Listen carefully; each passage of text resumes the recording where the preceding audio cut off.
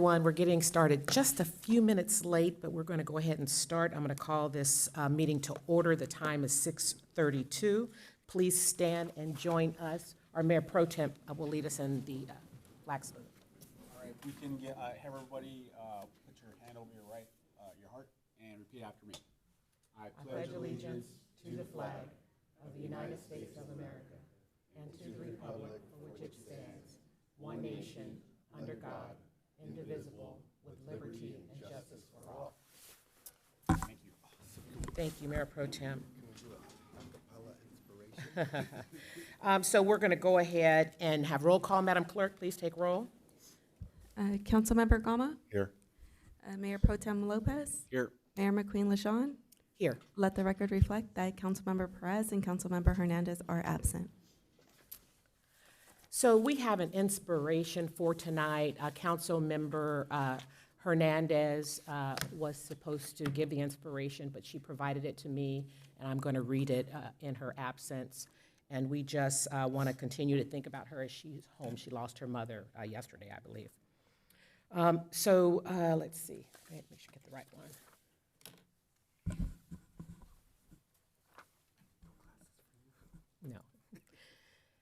No. To my esteemed colleagues, staff, and fellow residents, tonight I'm going to try to get through this because I think about my mother when I'm reading things like this. Tonight I am mourning the recent passing of my 99-year-old mother, Virginia, and therefore unable to deliver this message in person. I want to first say thank you to our mayor to agreeing to read this on her behalf. My mother, born and raised in Santa Paula, was an extraordinary woman who embodied the spirit, strength, and love of all mothers. While my heart grieves, I am uplifted by the enduring lesson that she shared and the universal inspiration that every mother brings to our lives and community. Mothers are the quiet architects of our families and neighborhoods. Their wisdom, courage, and relentless compassion shape the very foundation of our society. Whether comforting us as children, guiding us through challenges, or simply believing in us when no one else would, mothers nurture the best within us. They teach us resilience, empathy, and the importance of working together for the greater good. My mother's long life was a testament to the power of dedication and hope. Her gentle but sometimes firm words and strong spirit continue to remind me, and I hope to remind all of us, of the importance of kindness, service, and perseverance.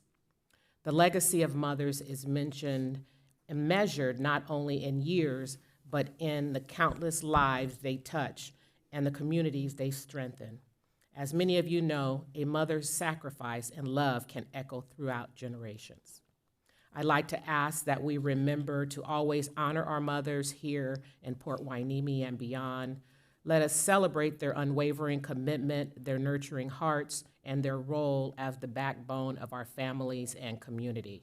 May we strive to live up to their example, cherishing every moment, supporting one another, and building a city rooted in compassion and unity. To all mothers, past, present, and future, thank you for your love, your wisdom, and your inspiration. You are the true pillars of our world. Thank you. Councilwoman Laura Hernandez. Okay, we're going to move back to our agenda. Madam Clerk, do we have any public comments not pertaining to the agenda items? Yes, we have one general public comment, but I did want to note that we received a written public comment that was provided to City Council and was also provided in the public binder just outside the council chamber and posted online. The first public comment we have is from Paula Corona.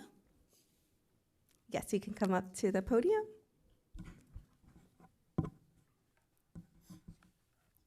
Welcome, and you will have 3 minutes. We have a problem in San Pedro Street. The cars pass very fast. So I now remember it was this year or last year that when one of those cars broke our fence. And my concern is if you guys can do something, maybe stops or bumpers. It's all San Pedro from Clara to Pleasant Valley. You said San Pedro San Pedro Street. and Clara? Yes, it's between Clara and Pleasant Valley. Okay, we'll mark that down, and we'll have someone, city manager, do you have comment? Yeah, we'll have staff look into it and get back to them. Yeah, we'll have someone get back with you. Okay, thank you very much. Okay, no problem, thank you. That concludes general public comment. Great, thank you. We'll move on to the agenda approval. Is there a motion and a second to approve? Move to approve? Thank you. Is there a second? Second. Madam Clerk? All in favor? Aye. All opposed? Hearing none, motion passes. Great. Do any members of the council have any conflicts of interest to disclose regarding any agenda item? No? Great, thank you. We're going to move on to our presentations, and we are going to start with Oxnard College celebrating its 50 year of service to the county. And I think we have Dr. Roberto Gonzalez, the president. All right, welcome. Good evening, buenas noches, Mayor, council members. Thank you for having us. Let me see how this clicker works. Okay, I think I got it. Thank you for having us. I'm Roberto Gonzalez, president of Oxnard College. Like many of you and many of our families, we serve in Port Hueneme. I am a proud son of immigrant parents who came to this country from Michoacan, Mexico, to provide their family for a better life and a chance at education. The first in my family to attend college, I attended my local community college, and the support and guidance I received from the faculty, staff, and administrators helped to lay the foundation for my future academic and career success. My purpose is to help the youth and our adults in our community to discover their calling, just as I was once helped to find mine. This evening, I'm joined by my team, Vice Presidents Luis Gonzalez behind me, Oscar Cobian, and then Mara Malch right next to Oscar, so if they could just wave and say hi. This year, Oxnard College is celebrating our 50th anniversary. As you may know, our college was established thanks to the families of Port Hueneme and Oxnard advocating for equitable access to higher education. And today, some 50 years later, we are proud to have served generations of families from Port Hueneme. From fire departments to city halls, schools and businesses to hospitals and clinics, laboratories and nonprofits, Oxnard College graduates are on the front line serving our community every day. We honor our shared past, and tonight we hope to give you a sense of where Oxnard College is today and where we're heading as we forge our next 50 years of service. Oxnard College is an institution of excellence with recent statewide and national recognition for our work-serving students. Oxnard College was recently ranked 9th in the nation amongst two-year Hispanic serving institutions by the Washington Monthly College Rankings, which prioritizes colleges advancing social mobility, equity, and student opportunity. Oxnard College was also ranked among the top 10 community colleges in California for a return on investment by the College Futures Foundation. And in both 2023 and 2025, the prestigious Aspen Institute named us among the nation's top 150 community colleges amongst 1,200. These distinctions underscore Oxnard College's commitment to providing affordable, high-quality education that leads directly into economic mobility. We are proud to highlight our academic programs. This fall, we launched our first bachelor's degree program in dental hygiene. We also assist students to transfer to four-year universities by offering 36 transfer programs, with our top 5 transfer degrees being in business, biology, psychology, anthropology, and elementary teacher education.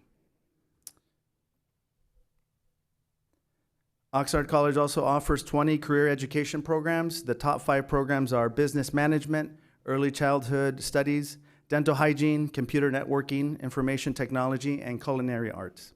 And next, I'd like to introduce our Vice President of Academic Affairs, Luis Gonzalez.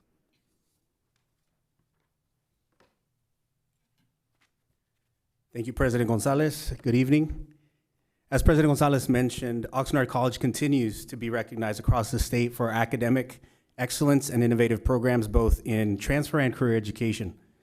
Our growing enrollment reflects the trust the students place in our faculty, our programs, and the support that we provide.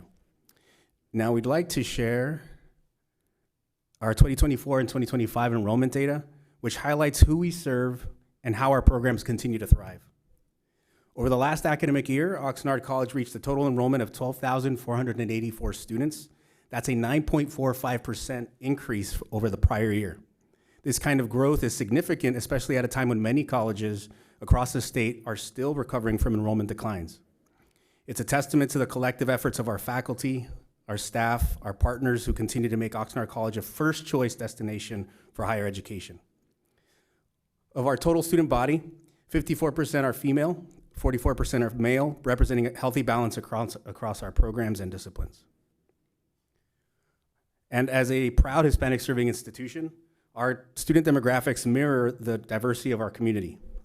Hispanic students make up 71.7% of our enrollment, and nearly 9 out of every 10 students identify as students of color.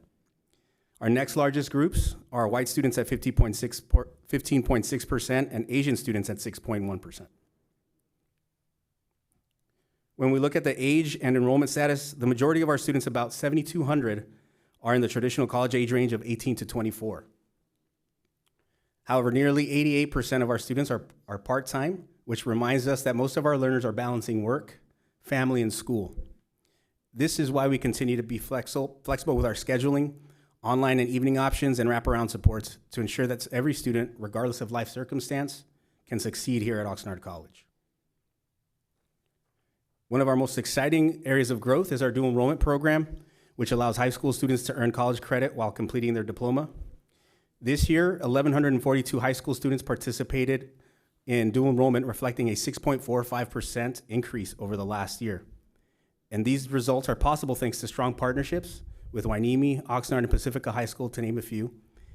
And dual enrollment not only introduces students to the rigor of college early on, it also helps build college-going culture that strengthens our community as a whole.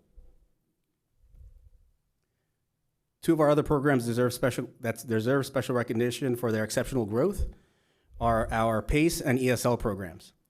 Our PACE program is our program for accelerated college education, which continues to grow steadily, up 9.1% this year from the prior year, with pathways in psychology, business administration, and paralegal studies. PACE offers flexible evening and online formats designed for working adults and caregivers. Second, our non-credit ESL program has experienced remarkable success with a 35.2% growth this year over the prior year, after expanding to sites like Blackstock Junior High and Rio del Valle Middle School. This speaks to the incredible demand for English as a second language instruction and the dedication of our faculty who bring education directly into the community.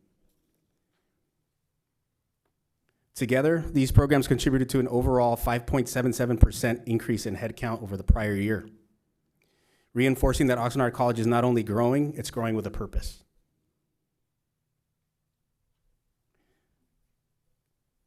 These numbers tell a powerful story of a college that is expanding access as well as completion, as evidenced in our data on degrees and certificates earned as highlighted in this slide, where we recognize that 1.6% growth in our degree and certificate attainment over the prior year.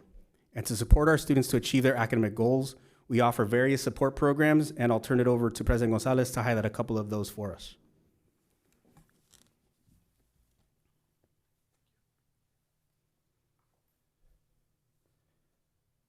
So Oxnard College also provides excellent student services, including specialized support for specific student populations, such as our Veterans Resource Center serving our veterans. In terms of financial support, our financial aid office distributed over $32 million in aid last year to help our students pay for their education. In terms of external partners, we have many external partners, including the United States Navy, the Port of Hueneme, County of Ventura, and La Yuna. We partnered with the Navy a few years ago and the Port to create a logistics certificate program to help meet industry demand. So we're in our second year of that program. The Port of Hueneme recently awarded Oxnard College with scholarship funding to support our students in the logistics program. So Oxnard College, the college with a heart as we are known, is proud to serve and proud to be of service these last 50 years to our community and our contributions to the workforce and economic vitality in Ventura County. Here's to 50 more years of service. Thank you so much, and thank you for your time and attention. Great, thank you. Questions, Councilwoman Gama? Just like to make a comment. I've been so impressed with Oxnard Middle College. We've gotten to know some huge success stories from the Oxnard Middle College, and I'm going to be visiting them tomorrow. There's a couple students that work volunteering with us on Hueneme Beach Cleanup, but yeah, it's so impressive, and just want to give a shout out to one of your most famous Oxnard Middle College students. He graduated 3 weeks before graduating from high school from Oxnard College with 3 or 6 associate degrees in science, and he started UCLA as a junior. That's awesome. Yeah. Thank you for and he's from Hueneme too. So. Thank you. Thank you for sharing that. Mayor Pro Tem. Yes, thank you for sharing this information. I do actually have a question. Sure. The bandwidth for dual enrollment, it seems like it is expanding. Is there a cap on the number of dual enrollment enrollees you can actually have per year? No, there's no cap. It's just a matter of whether we have the instructors to be able to meet demand within the high school districts. So, but we can grow as big as we can. What's the range, like in a percentage, or what are you nearing, like 99%? What? Sure. Luis, what do you think? You want to lend me a hand here? He's our resident expert for dual enrollment. So there, just to show you some numbers, we had 99 out of those 1,100 plus students doing dual enrollment that were from Hueneme High School. So there's no cap, as President Gonzalez mentioned. The only logistics that we have to figure out is what classes are needed at the high school and hiring the right faculty to meet that demand. So in terms of capacity, we're willing to grow as long as we continue to partner with the high schools and the needs that they have. Thank you. For the residents, dual enrollment is it's a high school middle program at Oxnard College that students actually enroll for college classes while going to high school. And when they do graduate high school, most of the students have 3 or 4 AA degrees ready to go to a 4-year university. So it's an outstanding program. Impressed with the dual enrollment program, and I can see the benefits here are already starting to develop our young students. So thank you guys for incredible the vision you guys are sharing. I know VCCD and Oxnard College, the contributions you guys make to our community is awesome. Your guys' entire team. Thank you guys for coming and presenting today. So we really appreciate it. Thank you. Thank you for having us. Yes, and no questions for me, but I did want to say it was just wonderful to see that you've had the increases in all the areas, right? And like you did say, we know that there are some issues at other college and universities with getting students. And so just really excited to see the numbers were looking really good for you all. But I'd also like to add that I am actually a product of Oxnard College. I started college right out of high school. And like a lot of people, met a guy, got married, and 20 years later, I went back to Oxnard College and graduated. So that you all are part of my journey, so I appreciate all that you all have done. That's awesome. Thank you. Thank you for sharing that. Yeah. Thank you. Anything else? Thank you so much. We appreciate it. You all want to let's get a picture. Can we get a picture? Sure. I started at Ventura College, but That's okay. It's part of the same family. Yeah. Do we go down? Yeah, let's go down.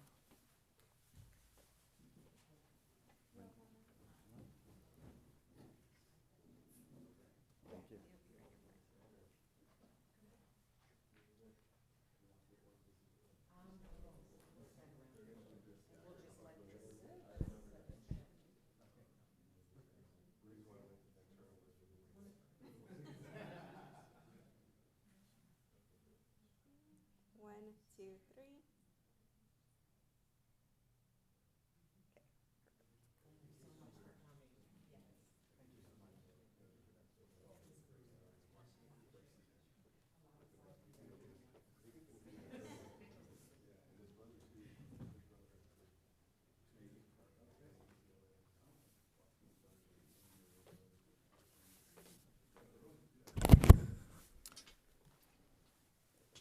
Okay, are we still holding, Chief? Okay. Go ahead. Yes, Mayor, I'll note, we have a couple of scheduling issues that we'll be updating everybody on throughout the meeting, but our employee that we were planning to recognize is actually out on call as one of our police officers. So we'll go ahead and reschedule that to our next meeting.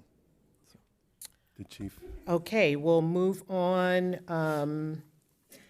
So we're going to recess the city council meeting and call to order the Port Hueneme Housing Authority regular meeting. Mayor, if I could, sorry to interrupt, but that was the next thing is we don't have a quorum with the absences. Okay. So we are recommending not recessing the meeting. We will just continue those housing authority items to the next, probably those will be continued to the next regular housing authority meeting, which would be the first meeting in December. Okay, great, thank you. I think it's December 1.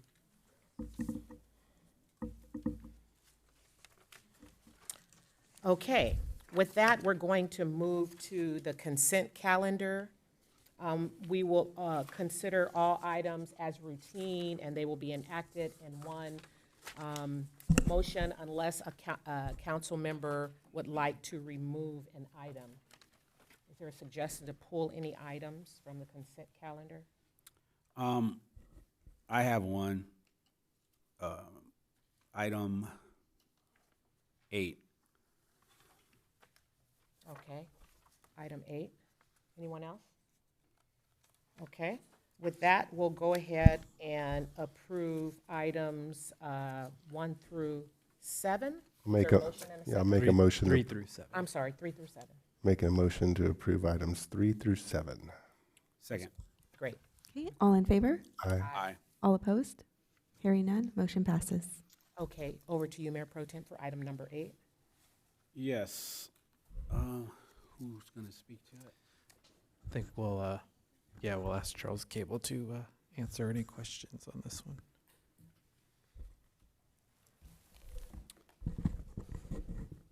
So I was looking through the competitive bids, and I just had a couple questions, because when we initially bought the dual-layer tanks, I had made recommendations to have a above-ground tank, so we don't have to do this dig-out, and, because I knew this was coming. Once we buy the tank, we're gonna have to dig this out, and then we're gonna have to bury it back. So my question is, during the bidding process, I noticed there was a cheaper bid. However,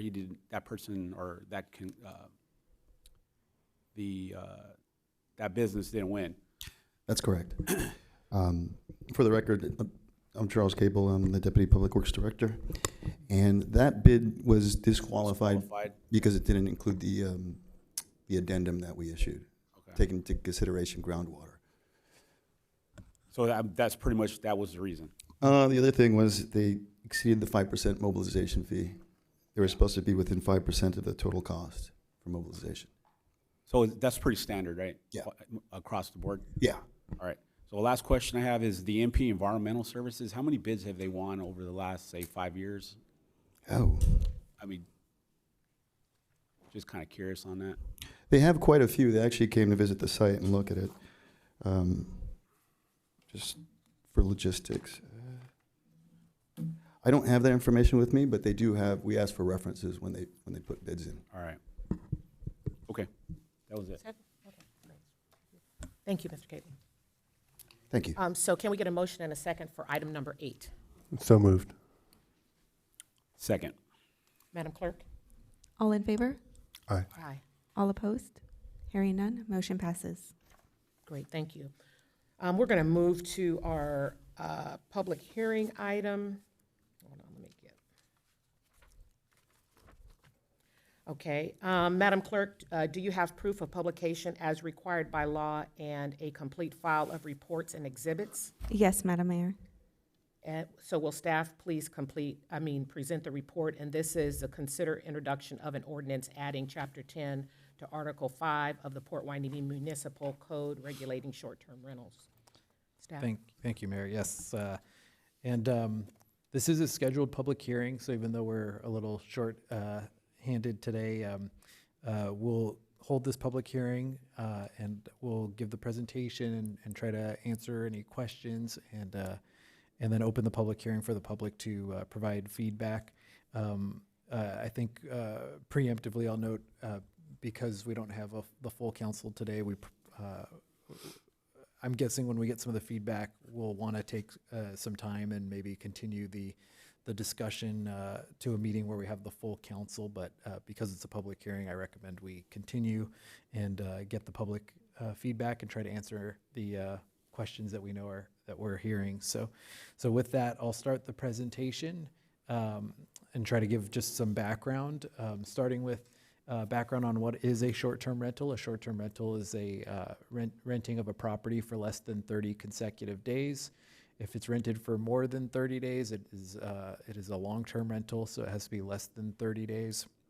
It can be an entire home, an apartment, or an individual room. People have probably gotten more familiar with short-term rentals through the rise of Airbnb and VRBO as two of the major websites that allow people to either rent out their homes, apartments, or even just rooms for short-term stays. We have the note here that technically, legally, accessory dwelling units are not supposed to be used as short-term rentals. However, that is something that cities have started to see as more and more of as people build more accessory dwelling units. People do not know that those are not supposed to be used as short-term rentals, but that is actually currently under state law. So just some background on short-term rentals. Here in Port Hueneme, like we just mentioned, there are some state laws that apply, but we actually don't have any city regulations currently related to short-term rentals. We have a hotel tax, otherwise known as a transient occupancy tax, that is technically applicable to short-term rentals, but the city has never taken any action to create any other regulations or any specific requirements related to short-term rentals. We estimate, based on some just regular searches of those Airbnb and VRBO type websites, that there's about 40 to 55 active short-term rentals within city limits. Although that means that they are posted and available, but it's unclear how many of those actually get rented out with any frequency. Most of those listings are within the California coastal zone, and we'll explain why that's important in a couple of slides. So just some background on why we're talking about short-term rentals. The timeline is on the attached, or the slide here. We started really talking about short-term rentals in October of 2024 when the city received complaints from community members about short-term rentals. I think a lot of them were focused on people that live in close proximity. I think we had heard about things like in condominium complexes and some bad behavior from some guests of short-term rentals in those complexes. So those were some of the original complaints that we received. A few months after that, the council directed staff to start exploring short-term rental regulation options. And then about a month later, we presented an overview of regulatory options in February of 2025. Council directed staff to do some proactive community engagement and outreach to community members. We did an online survey and a community forum throughout the summer of 2025. And then in August, we came back to council and provided that community feedback. I think most of that community feedback was focused on what we call good neighbor standards, things dealing with regulations regarding trash and noise and parking impacts. That was like the primary feedback. And so we provided that information. And then there was some feedback about density restrictions as well. And so that was August of 2025. And then we are back tonight with sort of the first draft of what those regulations can look like. As I mentioned earlier, most of the short-term rentals we see on those websites are within the California coastal zone. That's important because the Coastal Commission has a mandate to protect and enhance public access to California's coast. And as part of that mandate, the Coastal Commission doesn't allow the areas within the coastal zone to be prohibited from having short-term rentals, and they have to be part of the review of any ordinance that's adopted by the city.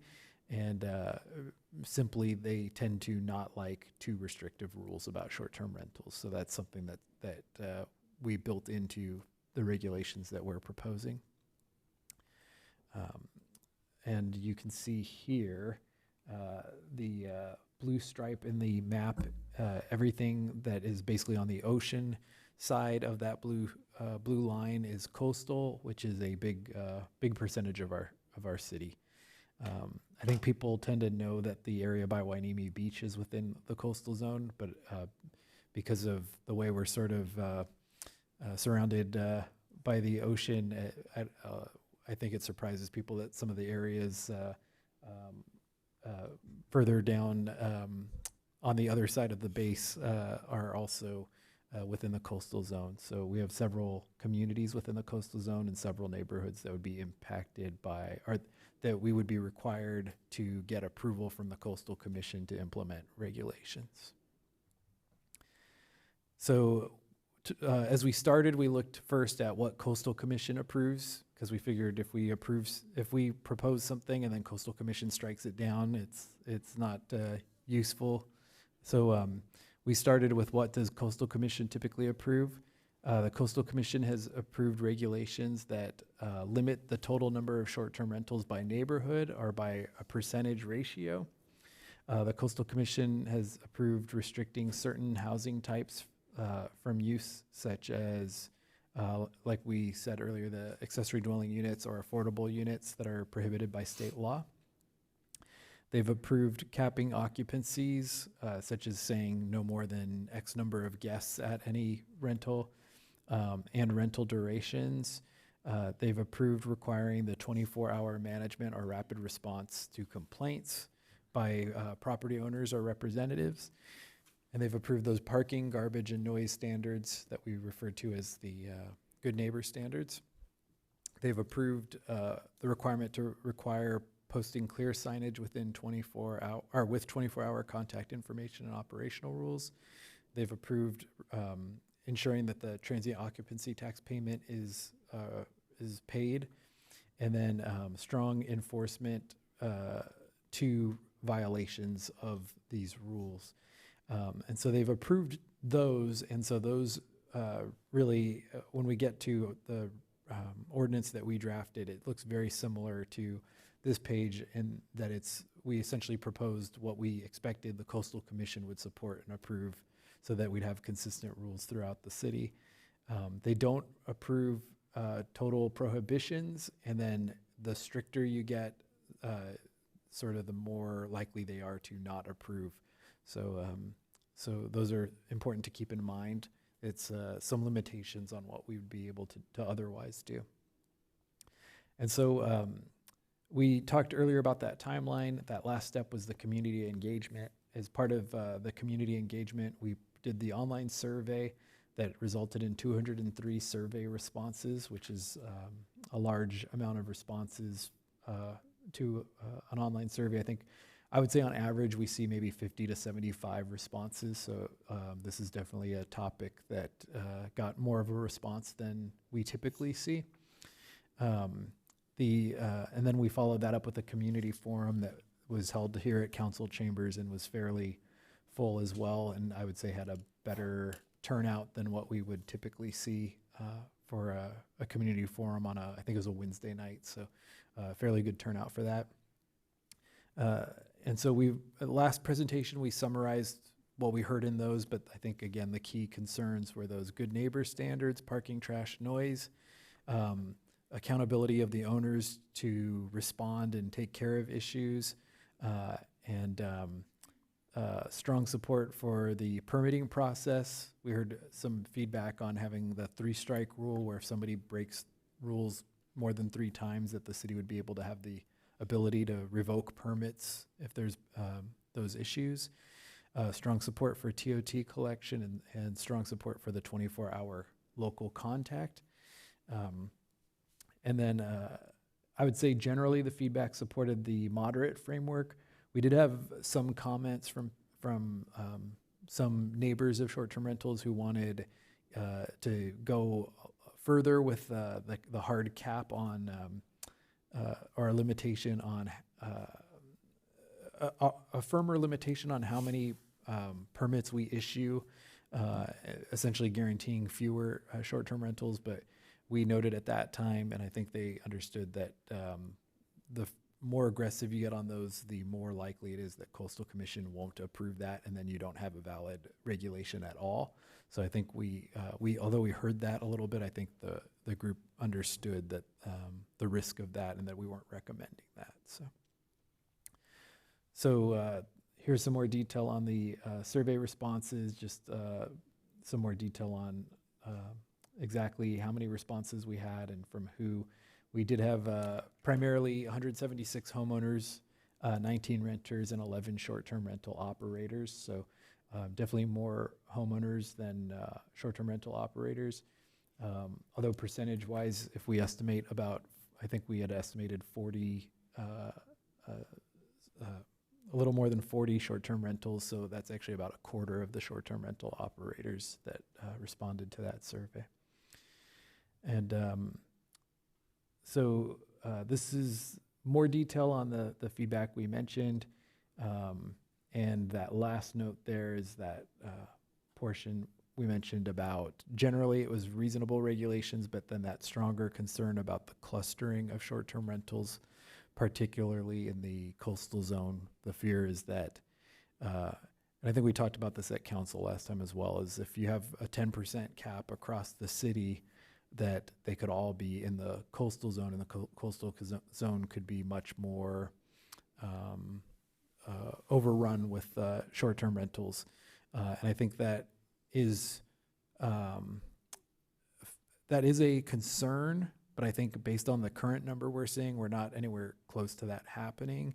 And it's also a reminder that in the coastal zone, that's sort of by design, that the Coastal Commission doesn't want you to be able to really stop them from occurring. So based on, we had provided that feedback to the council. Based on that, the council gave direction to draft that first ordinance that reflected the balanced approach. We had talked about sort of, a balanced approach versus a more aggressive approach. So the feedback was, or the direction was to provide draft an ordinance that has the balanced approach. So we have drafted that, and I would say the ordinance, those 5 bullet points there are what is in the balanced proposed ordinance, and then there's probably one issue that I think is one that I would highlight as one for discussion. So the proposed ordinance creates the permit system. It establishes the operating standards and the local contact requirement that was identified as a need by many. It implements the spacing requirements and a 10% citywide cap, and that's the big one that we'll come back to. And then it ensures transient occupancy tax compliance and enforcement tools in case there are issues. And then it also identifies that there's a need for coastal zone review and certification prior to being enforceable within the coastal zone. So the ordinance, I think, is pretty close to what we had discussed and what was expected. When we last spoke at council, there was talk, and I think some community members had spoke and said that they wanted the city to be more creative on finding some way to better limit that, prevent that densification of areas. And so we did look, and what we found from some other cities was what's called a spacing requirement. And essentially it says, there's a couple of possible options, but it says that within 100 feet of each property line, for example, there can't be another short-term rental. And So that would ensure essentially that there's not, 2 or 3 short-term rentals in a row, that there's a short-term rental and then residential units on either side of that short-term rental. I think that we noted at that time, I think when we had that conversation, there were a lot of, there was some feedback concerned about the coastal zone in particular, but we noted that that would probably be an area that would cause concern more from some of the owners of some of these units, because there is the potential. If you're in a neighborhood and your neighbor has a short-term rental and they're the only ones and it's not an issue, but you come in now and you try to get your short-term rental sort of by luck of the draw, if it's the neighbor on either side of you, you could be blocked from having a short-term rental even if it's not otherwise an issue. So the ordinance we drafted, based on that discussion and that direction, we included that spacing requirement, but I do think that's an area that warrants further discussion, and I think it's the area that we're hearing concerns about. And so we did draft it in a way that that could fairly easily be removed without impacting much else. So the proposed ordinance is included. It includes those items. I already spoke to each of these, but in detail, it included the permitting system, the good neighbor standards, the nuisance response plan and complaint response, and the posting of contact information, 24-hour local contact. It includes parking requirements, the separation requirements we just mentioned, the total cap on permits, which is 10% of the city's 8,300 total units, so it's about 830 short-term rentals, which we are nowhere close to 830 rentals at this point. And then TOT payment and compliance, and the enforcement and revocation process. So the ordinance includes all of those items, which again were the items identified throughout the process as the areas of concern. And then we have just 2 more slides just to sort of illustrate that the areas that are really focused on as part of the separation requirement, that 100 feet or 200 feet requirement for separation are the R2 and R3 zones, which are the orange and brown colored units. That's the 100-foot requirement because those are more dense. And the R1 zone is a 200-foot requirement, and the R1 is the yellow. And so, I don't know if this is going to work. So the brown and the orange are the 100-foot requirement for separation, and the yellow is a 200-foot requirement for separation. And so this map shows that area, but also for the remainder of the city, all of this and these areas as well. So actually a fairly large portion of the city. So again, I think that is the requirement that we're hearing the most feedback on about the potential impacts of. And so that's something we can discuss further. But those are the areas where that separation requirement as drafted would currently be proposed, is the R1, R2, and R3 areas. So with that, we have the ordinance included in the agenda for discussion. Again, I think ultimately it's council's choice, but I think for the sort of the priority level of this item and the importance of this item, probably is an item that we should wait until we have the full council to take action. But again, we recommend at least taking the public comment, and then we can have a good discussion, answer any questions. So. Okay, great, thank you. Council members, do you have any questions? You have questions? Go ahead. Yeah, so some of the questions I had were the yellow zoned areas, the 200 feet spacing. Single family residence, so we don't have a good map right now of all these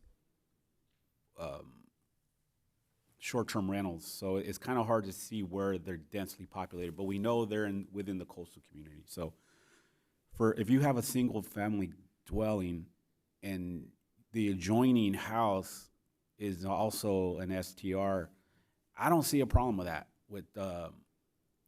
in the yellow zone. So to me, single-family detached homes should be excluded from that dense, from the spacing. Again, this is the first hearing, so kind of want to see what the public is. So let me just say, let's take questions only because we Yeah. don't want to get too much because we Okay. want to call the. So I guess the questions I have are, so the cost. Let's talk about the cost. First, we have a initial permitting cost, and then we have a renewal cost, and it doesn't change. I think it was like what, $949, Yes, 995. 95. Doesn't it seem a little excessive that we coming up on a renewal that we still have the additional high cost in the front end? Should it be different? So so neighboring cities have an initial fee and then a renewal fee.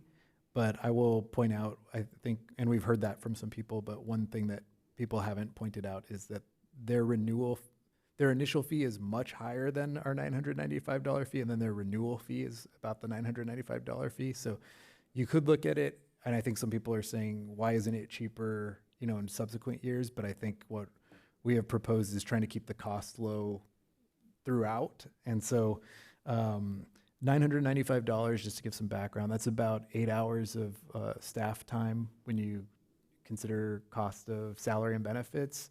And the goal would be that long-term that we don't have to use a lot of staff time on these, but especially as the program gets started, and we don't know that for sure, as proposed, there's going to have to be a staff person reviewing their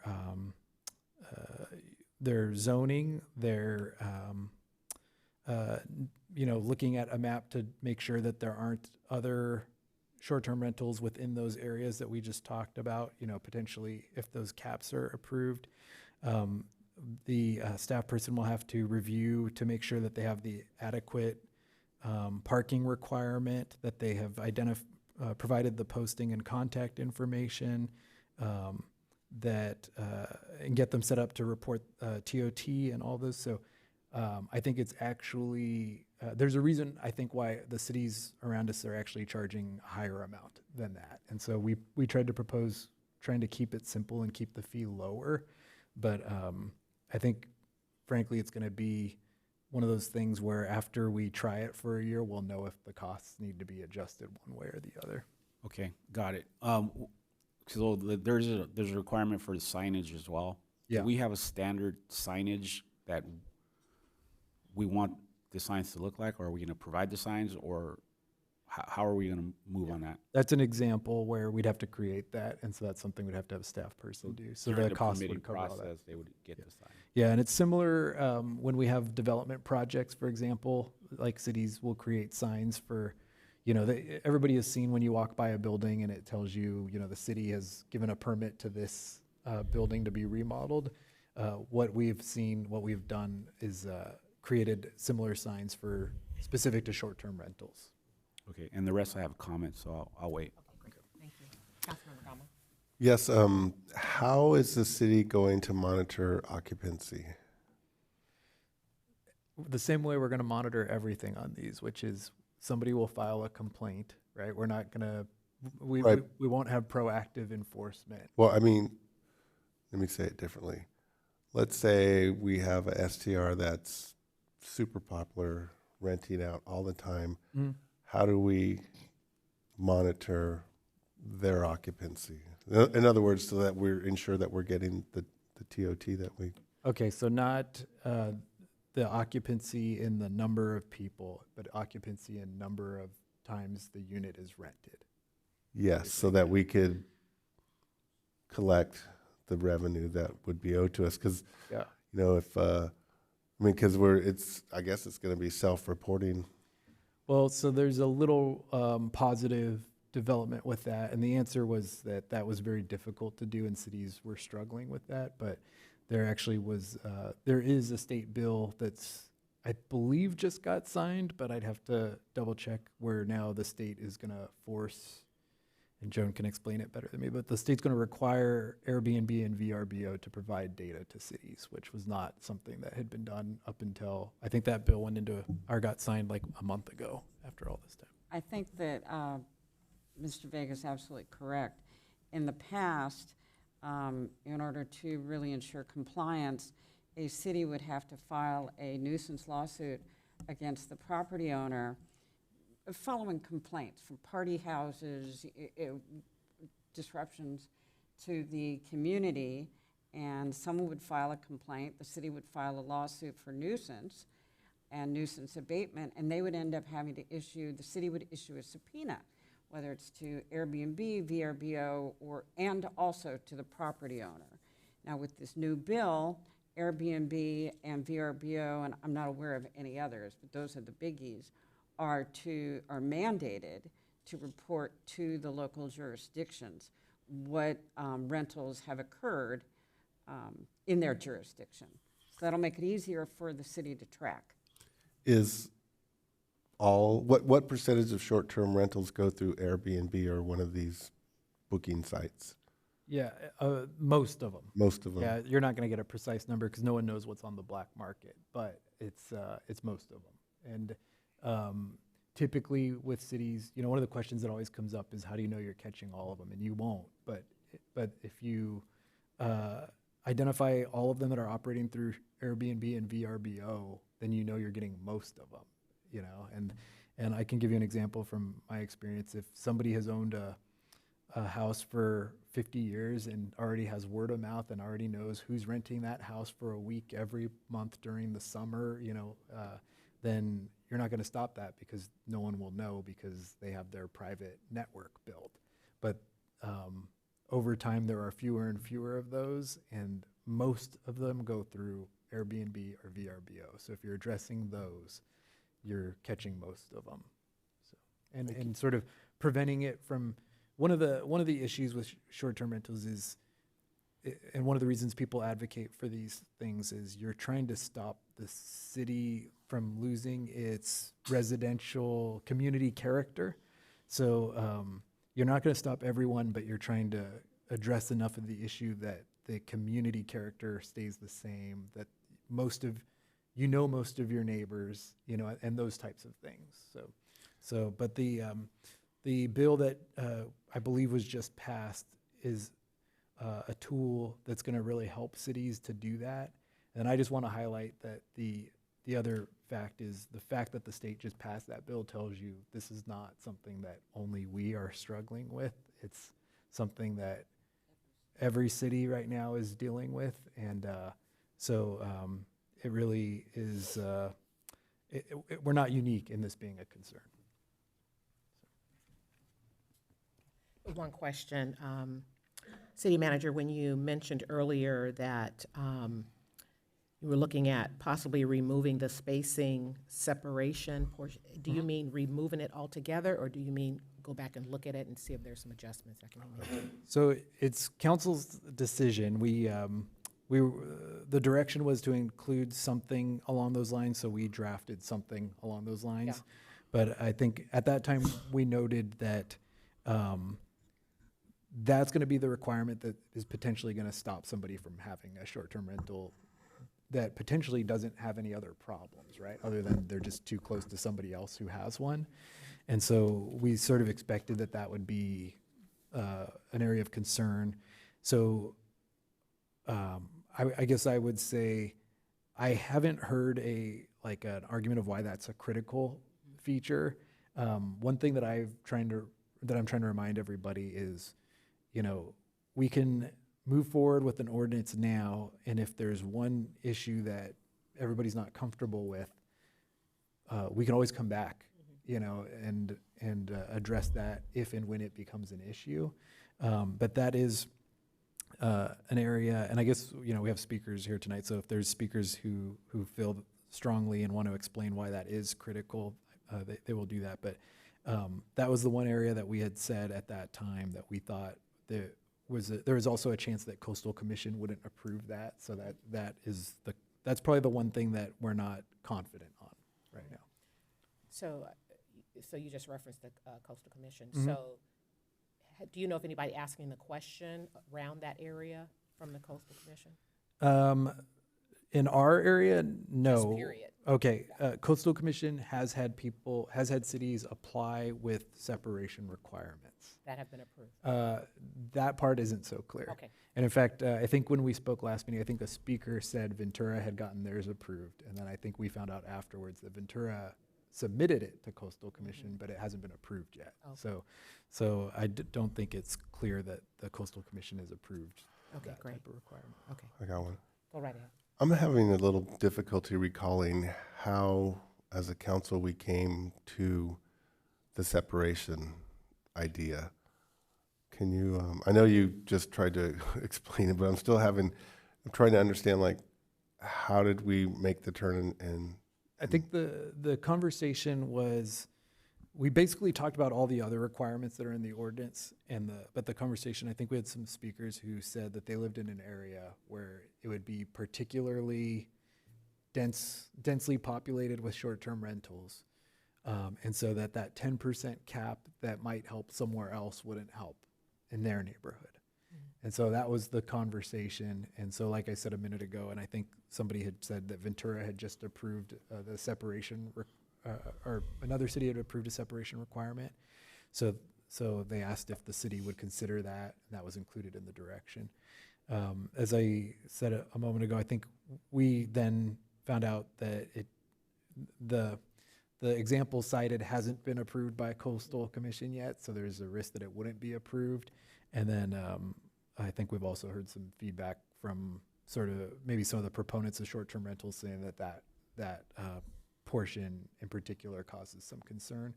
And I think it's for the reason we talked about earlier of, it's just you could have sort of bad luck and be next to a short-term rental, and that means you can't have one even if there's, they're not an issue or there aren't any others in your area. So.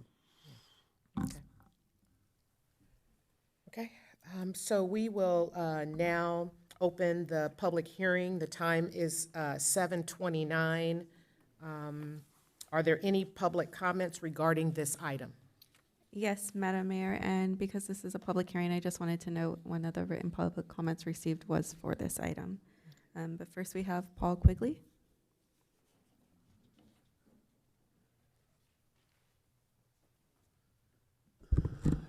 Hello, Paul Quigley, Port Windermere homeowner. Thank you for giving me the opportunity to speak once again. I own a single family, as I talked about. Our market is not in wild college parties, and we focus on, in my business, local families who want to bring extended families into the community for celebrations, weddings, birthdays, things like that, right? So and I'm glad Mayor Lopez brought up the idea that single families are different. They're not condos. They have different needs. They have different capabilities, an entirely different capacity. We felt that, and I personally felt that going back to earlier meetings, that wasn't clearly understood, and I felt that the caps that were being proposed were going to be very harmful to the operation of the business. Caps on the number of days per rental, the number of rentals per month, even occupancy. This is really getting into the realm of where the operator is the best person to make those decisions. And personally, the city should manage it from the standpoint of the complaints and let the operators run the business to come into compliance.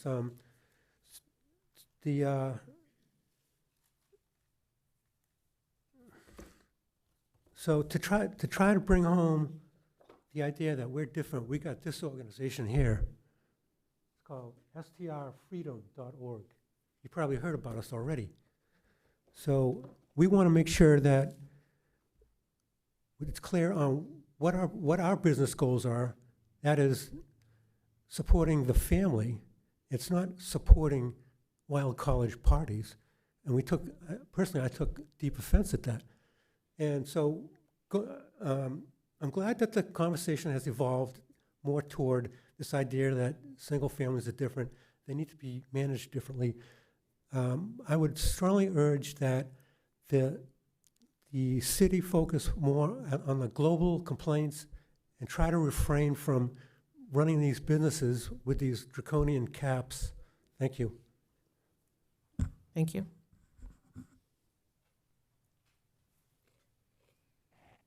Next is Daniel De La Rosa.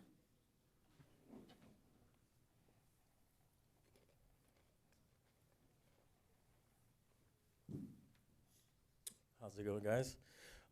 Just gonna kind of freestyle this. I didn't really have anything written up, but I did hear about this meeting from another friend of mine. I'm a third generation landlord. My grandpa came here from the Philippines to make a better life for himself. I actually have a little memorial of him in the Channel Islands College.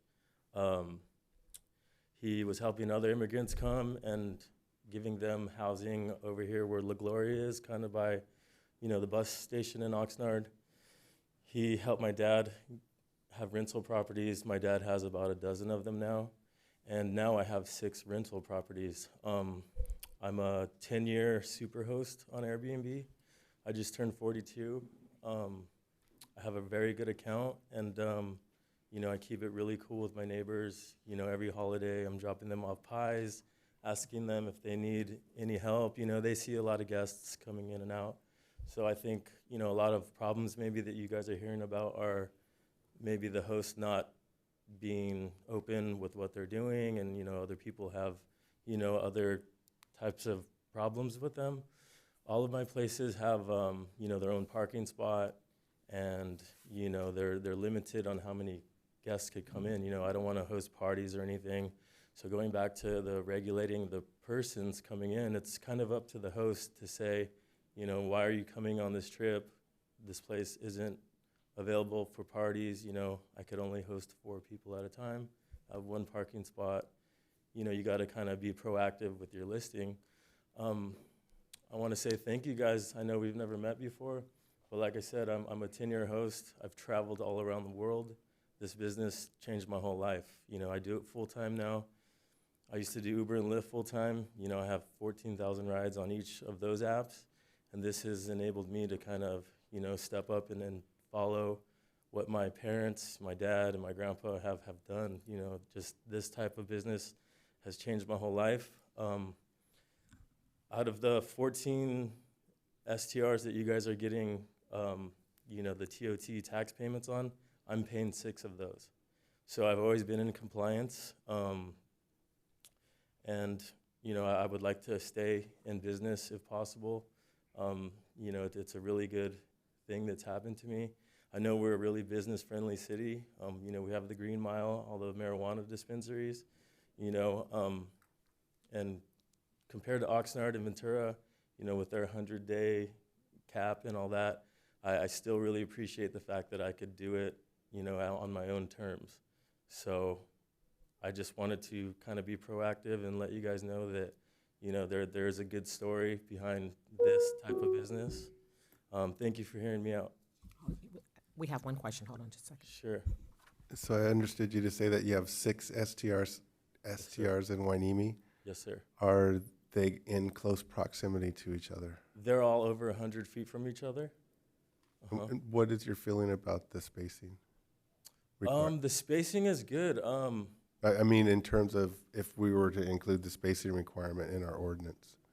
I think that would be fair. I mean, for somebody that's just opening their business, let's say they wanted to open it next to mine. I've already been doing it for so long, so I think, luck of the draw. Sorry, there's already a STR here. You can't, have it next door. I think that's fair. Maybe the neighbors don't want to have 2 short-term rentals on each side of them. So I think that, you know, the 10% is good, and the 100 feet rule would be good, you know, for parking and that type of thing. I do. Have you had problem with parking in your units? At my units, no. So I have two single-family homes with very huge driveways, and then I have condos with their own individual parking spot. So besides the street sweeping, you know, people coming in and We all getting, struggle with you that. know, a street sweeping ticket, that's kind of a problem. But, you know, I let my guests know ahead of time, hey, you know, I have room for one car. You know, the other car may have to park somewhere on the street somewhere. But for the most part, I haven't had, you know, too many problems. You know, people love Port Hueneme. We have some of the best weather.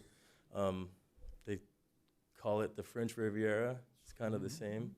You know what I mean? I was just in Ibiza, Spain, same weather. We're in the same latitude.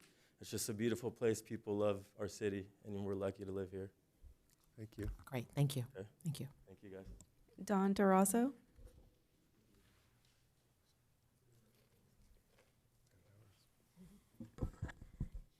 Good evening, everybody. My name's Dawn Durazo, and I'm with Beachview Real Estate. We are a local agency specializing in short-term rentals. While I appreciate the city's efforts on the structure and the accountability of the rentals, there's two areas that I think deserve clarification before we go any further, and that's the requirement to post the information on the exterior of the property, and also the distinction between 30 days and 29 days.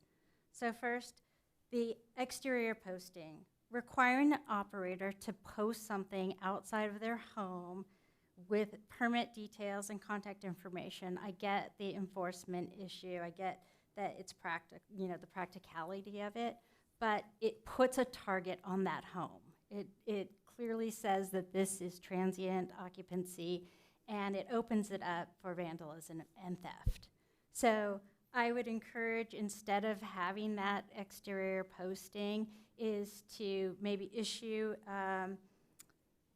the neighbors a postcard or a mailer containing the permit verification, the contact information, so they can have it, they can keep it and store it for themselves, rather than just plastering and making it public that this property is sometimes vacant.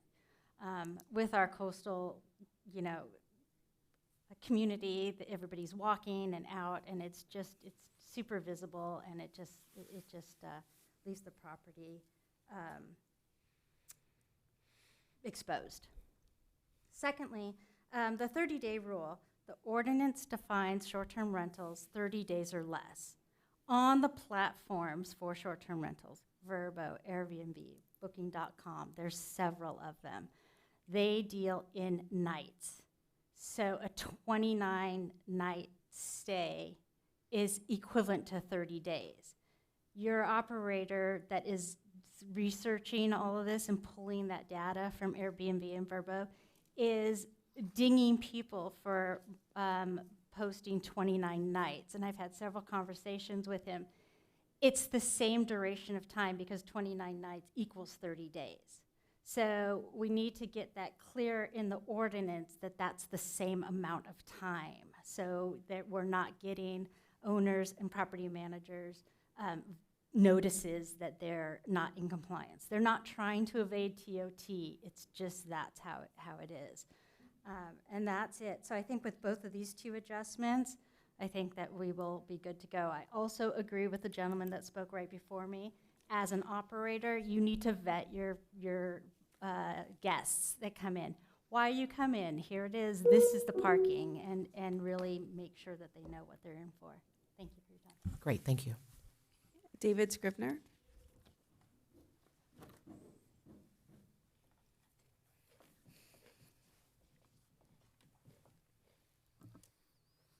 Good evening. I have two hats today, president of the Surfside Village HOA and then just a resident. I've lived here for a long time. I have to say that if it was up to the people in Surfside Village, we wouldn't have any short-term rentals. It's in our CC&Rs. It's forbidden, unfortunately for us, or fortunately, I guess, how this works out in the long run. The Coastal Commission's overridden that, so we don't have the ability to control any of this. I'm glad that you are coming forward with an ordinance, because it's next to impossible for HOAs to enforce and follow up with any of this stuff. The AB 130 has taken the ability to fine anybody who does egregious stuff. So basically, the city's going to have to stand up and take care of this stuff. You know, I just got back from Hawaii. I used a short-term rental there. Everybody in the complex was in a short-term rental. It all went really well. It can be done and with not bothering people. This really depends on how many people you let in there. I know that in Surfside 3, they've had major problems with many people showing up. Somebody rents it, they throw a big party. There needs to be some restrictions on that kind of stuff. How you write it, I don't know. But I'll simply say that my experience is that most people are reasonable. They do a good job. Most of the people coming to visit are not going to create problems for anybody. But there's always the 5 to 10% who are problematic. And that's why we have to have these rules. So I would urge you to you know, work on especially having large numbers of people come in and taking over. So thank you. Thank you. Antonio de la Torre, and then Janice Burke will be after. Good evening, council members. My name is Tony Della Torre. I am a local resident of Oxnard, Ventura County, in Port Hueneme area. My wife's born and raised here and grew up here. Long-term rent landlord for properties for about 20 years. Was in real estate for quite some time. I'm a general contractor these days, but I've heard a lot of discussion with regards to these short-term rentals. I wasn't too familiar with them, to be honest, to start, being in a long-term landlord myself, but just felt that it was something that maybe I would entice to give it a chance and see what happened. And I have to admit, it's been pretty lucrative.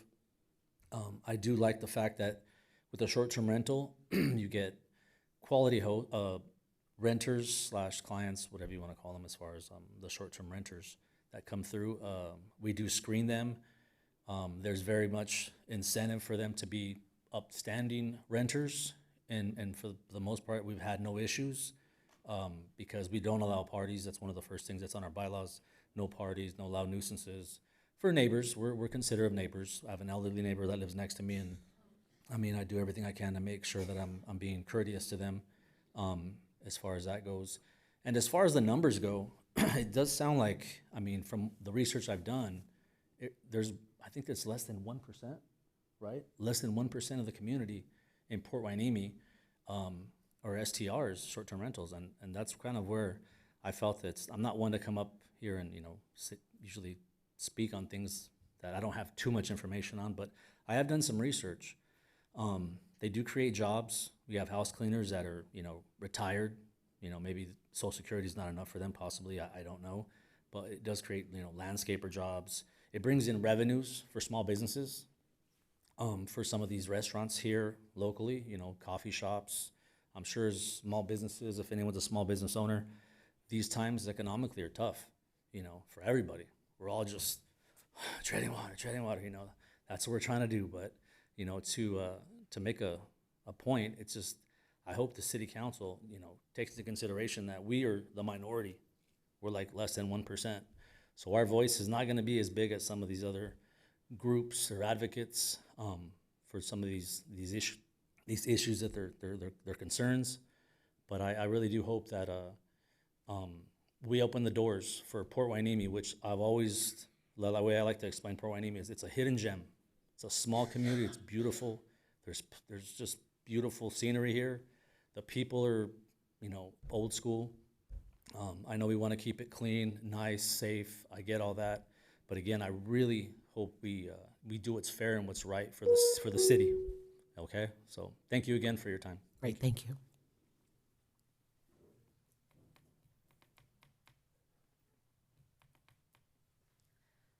Good evening, Mayor and a few city council members. First, I want to thank you for taking this issue up. I know the coalition, Wainimi HOA Coalition, which I'm chair of, brought this to your attention almost a year ago, and we really appreciate you looking at this, we appreciate the fact that there's going to be some potential consistency in an ordinance that we can all follow together. That's always been one of the big goals for the HOAs, is that what one HOA does versus another HOA does, we want to make sure that we have some consistent rules and regulations and consistent policies that we can follow, and we want to be able to have some teeth to follow up when there's a problem, and the city is the entity that can help us do that. So I really, we've taken a look at, we have a coalition meeting coming up this week. We'll take a look at the ordinance that you proposed. We really appreciate the work that you've done for it. I think it sounds very reasonable, and I think that we're very supportive of we like to have short-term rentals. We think it's a good thing for our city. It's a good thing for our community. We just want to make sure we do it right and that we have a good experience for everyone involved, businesses, the short-term rental people, and our visitors. So thank you. Thank you. And that concludes public comment. Okay, great. Okay, so now we're going to close the public hearing. The time is now 7:48. And so we'll move back to the recommendation. So the recommendation before us, city manager, okay, never mind, because I see number 3. So I'll go ahead and read them. Introduced for first reading by title only, waiving further reading of the ordinance entitled, an ordinance of the City Council of the City of Port Hueneme, Chapter 10 to Article 5 of the Port Hueneme Municipal Code regulating short-term rentals, and 2, find the project to be categorically exempt from CEQA, and 3, take such additional related actions that may be desirable. So I just want to take a quick minute to see if the council has anything that you want to add as part of number 3. Yes, thank you. From what we hear, there are many responsible operators of STRs out there. And so I'm not, on the separation idea, if we have responsible operators being responsible side by side, I just don't see that as a problem, especially if they're looking after their neighbors and doing the things that we heard about today. So I'm not sure that I want that in there. I think, and then the other thing that, all of us will face challenges in life, and having the opportunity to do a short-term rental in a period of time where we're having difficulty may be the answer to help us get through that difficult time. And then it's like, oh, well, wait a minute, there's already one next to you, so you can't do it. So I just feel like we don't need to have that in there, and I think we are on point on stressing the importance of responsible operators and assisting them to be as responsible as we need them to be. Okay, so let's do this. Let's go ahead and take a motion and a second, and then we'll talk about number 3, because we need to have it on record before we have a discussion. Yeah, and I'm a little confused because the city manager said we're going to come back to this when we have a full council. So do we really want to take action, or do we want to? My recommendation would be a motion to consider continuing this discussion until the next council meeting. And then if there were any specific changes that the council wanted to see when we bring it back, that can be included, or if you just wanted to come back and we can continue the discussion, that's also an option. So I can make a Yeah, go right ahead. So based on what you had just said, one idea would be continue the item, actually, the city attorney will tell me if I can do this, is continue the item and return on the November 17th meeting with the separation requirement removed. Could we do that as just part of the continuation? If I make a motion.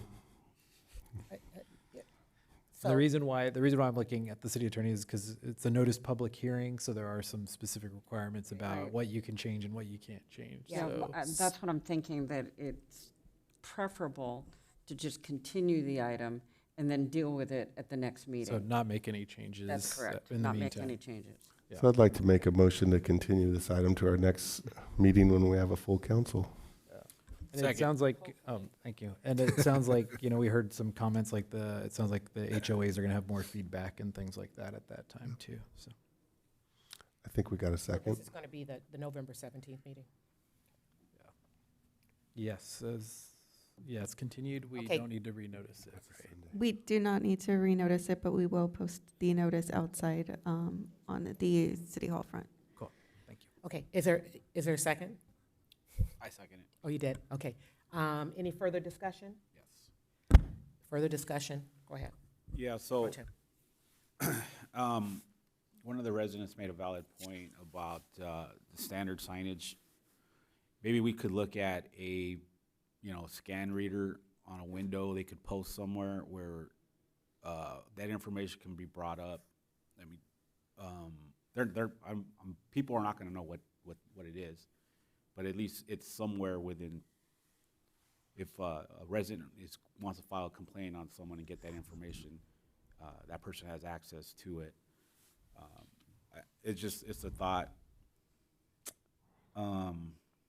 So we're nowhere near our 10% threshold, just Right. FYI. We're like 0.5%. Yeah, so out of, would you say 830 allowable permits, we're probably gonna be at 100. So Yeah. I think this initial attempt at this ordinance is a good start, and it allows basic framework for us to start from. And this has been a one-year journey for the people who are unaware. We've been working on this for a little bit. I've read many STRs, many different cities. We're right in line with most of them. Of course, we have our little quirks. We have multi-unit that are, shared walls. My thought process initially was if you have STRs that are, that are butted up together amongst a shared wall, that might be an issue, but it sounds like a lot of residents really didn't complain about that. So again, it's more discussion, our next hearing, so, yeah, that's all I have. Mayor, if I Yes, could alright. just, so what we can do in the next 2 weeks is we can look into what other options there could be other than just posting the signage, so we can look into that. And then I do want to reiterate sort of the last point that Mayor Pro Tem Lopez made, that I think our initial thought on this was if we can get reasonable standards in place that make sure that people are doing the right thing, then that addresses a lot of the issues. And so there might still be some bugs to work out long-term, or some things people want to talk about in the future, but I think that I think this ordinance does that for the most part, so. Oh, I do have one last comment. In section 5674, record keeping, I just want to make sure that the residents are aware that for that period of 3 years, dates of stay, rent collected, TLT submitted, for a period of 3 years, that you got to have that on file. So in the event that we have to audit that particular unit for some reason, that seems burdensome. It does. I don't know how the app can capture that, if it does already. So make sure you have more questions on the next hearing. Yeah, I think I heard a suggestion, postcard notification. I think that makes a lot of sense. Maybe we could require to notify our neighbors, I don't know, pick a number, 3 doors, 4 doors, I'm not sure, but We'll look at sort of options there and see what else cities have come up with on that over the next 2 weeks. Okay. All right, so I think we're ready. Madam Clerk, please take a vote. Councilmember Gama, yes. Mayor Pro Tem Lopez, Yes. Mayor McQueen Lejeune. Yes. Motion passes with Councilmember Hernandez and Councilmember Perez absent. Great, thank you. We're going to move to business item number 10, Veterans Advisory Ad Hoc Committee update. Will staff please present the report? Thank you, and I'm actually just going to introduce our Veterans Advisory Ad Hoc Committee, who are here today, and I believe the committees here, but I think the presentation is going to be by, is it Becky and Randall doing the presentation? So we'll let them take it away. They've been working for the last several months on as the ad hoc committee, and they're presenting on what they have recommended tonight. Actually, Randall's going to do the whole presentation because I'm having bronchial asthma problems, and I don't want to have a coughing fit in the middle of doing it. Oh, yeah. Okay, good evening, Mayor, Mayor Pro Tem, City Council members, city staff, and neighbors and general public. My name is Randall Thomas. I gracefully serve on the Veterans Advisory Ad Hoc Committee with multiple other members, those being Jose Chavira, Randall Thomas, myself, Anahi Carter, Luis Martinez, Becky Bruning, Anthony Gutierrez, and David Kroger. They are all seated right there for those of us that are here today. Okay, why does this matter? Our veterans are our responsibility as a community because the veterans serve for a reason, so that way we can have a good community to come back to. Thousands of veterans and active duty personnel call Port Hueneme home. Naval Base Ventura County employs over 19,000 people. That is a lot of people. And the city's population is roughly 22,000 people. So to put those figures in mind, we have about 2,000-ish more people than what the Navy base currently employs. Men and women who served our nation often face challenges finding local support within the community and local resources once they return. I can tell you I experienced this firsthand when I came back from my service, and I said, okay, well, I'm here. Okay, but now what? I need to get this resource. I wasn't quite sure where to go. I even looked onto the city website, and there was, in fact, nothing for me to figure out where I needed to go. This Veterans Committee can ensure that the needs are represented, valued, and that our voices help shape the city's future. A veteran. Now, what is a veteran? You may be wondering. It is a person who has served in the active military, naval, air, or space service and was discharged or released under conditions other than dishonorable. For those of you that may not be aware, there are multiple types of discharges that you can get, such as a medical discharge, a general discharge, or an honorable discharge. And some people who are veterans may not even be aware that they are veterans. And there are also people who think they are veterans but are not veterans. You have people that serve in the National Guard, people that serve in active duty, but to get the same benefits, you have to have a certain amount of active duty time. So if you only serve 5 years in the National Guard, in the California National Guard, you don't get those same benefits necessarily that somebody who served even 3 years active duty did. The mission and the vision: to advocate for veterans' well-being and civic integration by advising the City Council and coordinating resources to support veteran community. The vision: empowering veterans to successfully integrate, thrive, and feel supported in our community. Purpose and objectives: advise the local government on policies and programs affecting veterans. Some of those policies and programs being the VBA, the Veterans Benefits Administration, and that is including the GI Bill, so veterans can understand what GI Bill they qualify for, because there are multiple education grants that are available for veterans. Claims for their compensation and disability, and their VA home loan as well, along with the VHA, which is the Veterans Health Administration, and try to focus on how we can get that information to veterans. Serve as a liaison between the veteran community and local government. This one is rather simple in my eyes, because who else can better connect with veterans than other veterans? Advocate for the needs and integration of veterans and their families. As I stated before, sometimes when veterans or service members come back home from their tour, wherever they may have gone, they may have some disconnection when they return. Maybe things feel different. Maybe they are looking for resources that are there, but they don't know they're there. Maybe they just need a general information packet. promote awareness and recognition of veterans' contributions. Veterans have given a lot to the nation, and when they come back home, maybe they want to give more. What they're looking for, what they want to do, what they have done. Now, for the committee structure, if it were to move from an ad hoc committee more to a permanent committee, the recommendation is for 7 to 9 members, composing of veterans from all branches and all eras, family members and representatives from local veteran service organizations. And the reason why the composition is a lot larger than just narrowing it down to people who have served is because just because I may have served, that doesn't mean I know everything.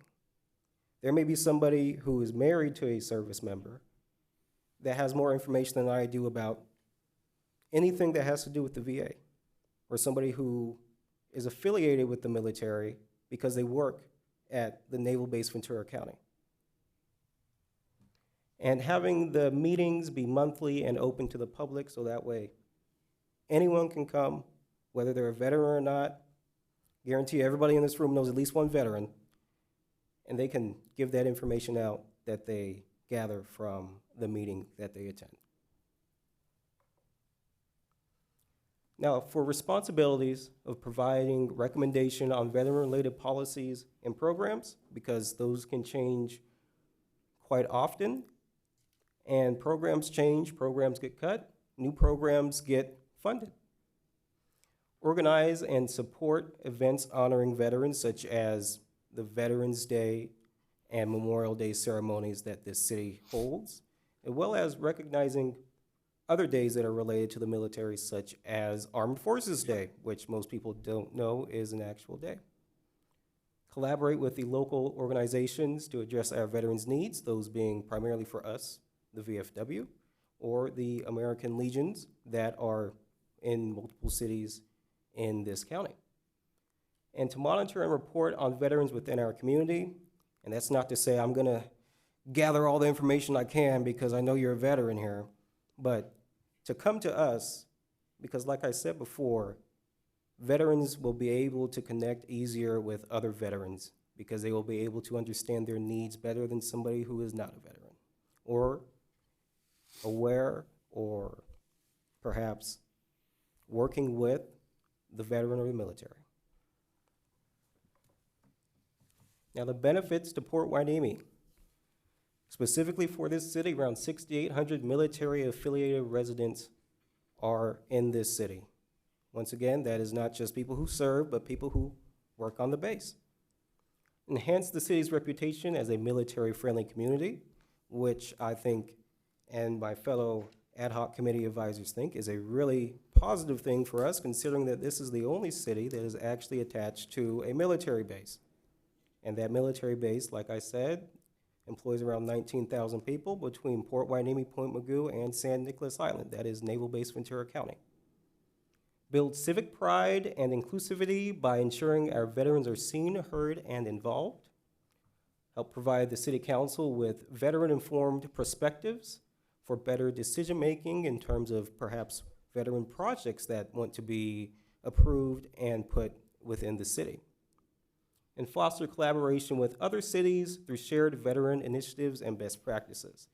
This may be the only city that is actually attached to a military base.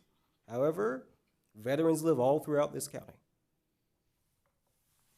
And this is my final slide of our beautiful naval base at Port Hueneme. And as you can see, this is one of the few times where there are multiple naval assets actually in the port.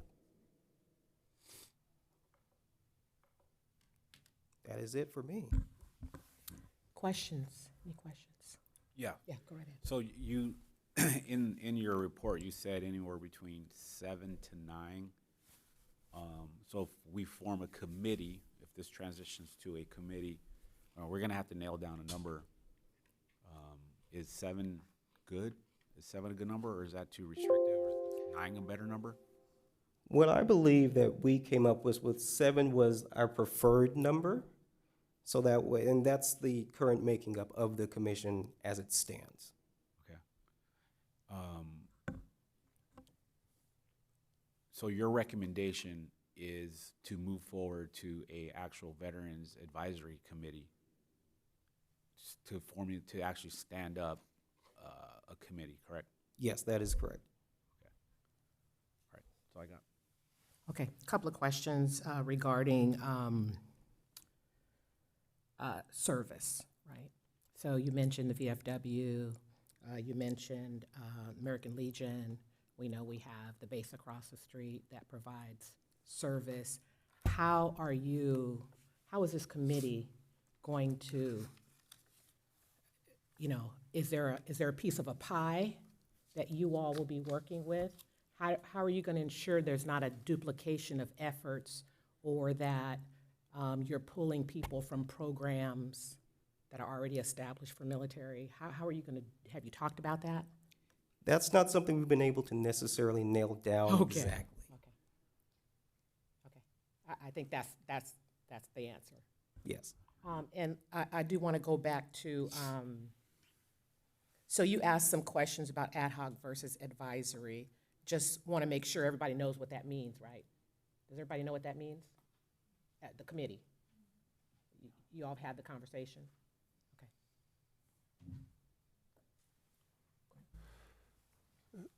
So it's my understanding that the role of if we move forward with the permanent committee, the goal is to make sure veterans of all armed forces, all branches of the military, are aware and accessing benefits and programs that are available to them. So I don't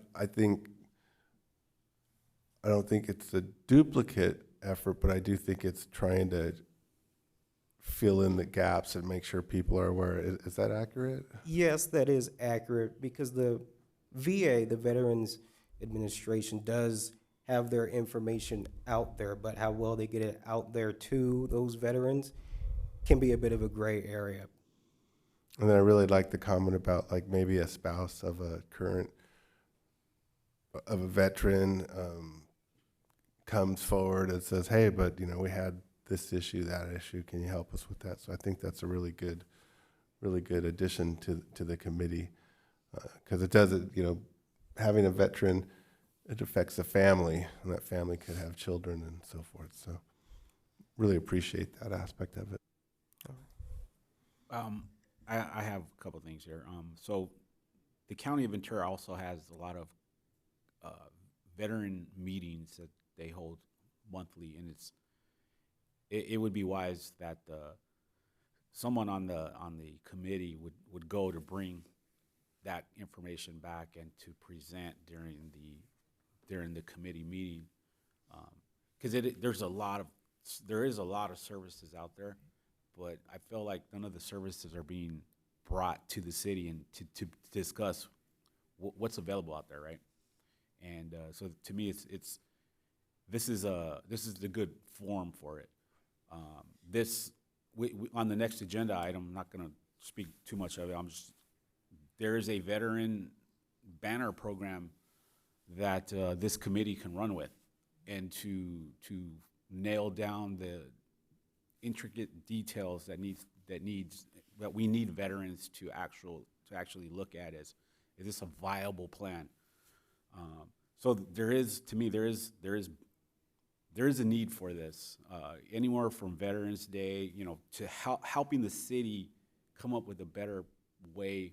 I'm not saying that what we're doing now is not good, but to include veterans, to make some of these details going forward. Absolutely. Yeah, I did have a couple of more questions.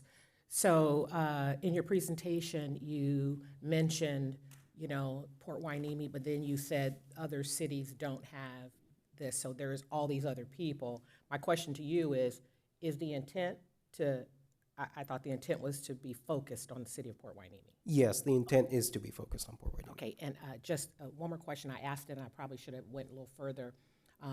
Mayor Pro Tem asked about the ad hoc versus the advisory committee, and I think that's something you all need to take some more time thinking about, because you want to know, when you talk about advisory, there's this other process to have, whether it be monthly meetings. So sometimes if you want to step out and do some things, you got to wait till you come to the meeting and vote and all that stuff.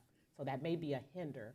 So I would say just, use this opportunity as an ad hoc where you don't have, you all sit up here at the dais and having to be officially and have someone take minutes and things like that. So right now, while you're an ad hoc, you do have an opportunity to kind of do some things without that, that structure. And so I would really think about that before you talk about even wanting to go to an advisory committee, because that's a brand new beast, so whole nother thing. Okay. Any other questions? So no more questions. Thank you so much. course. This is a receive and file? It's receive and file. We gave the, council has the option to provide direction. Could just be, keep working on it and come back, or it could be if there's any specific decisions that the council wants to make at this time.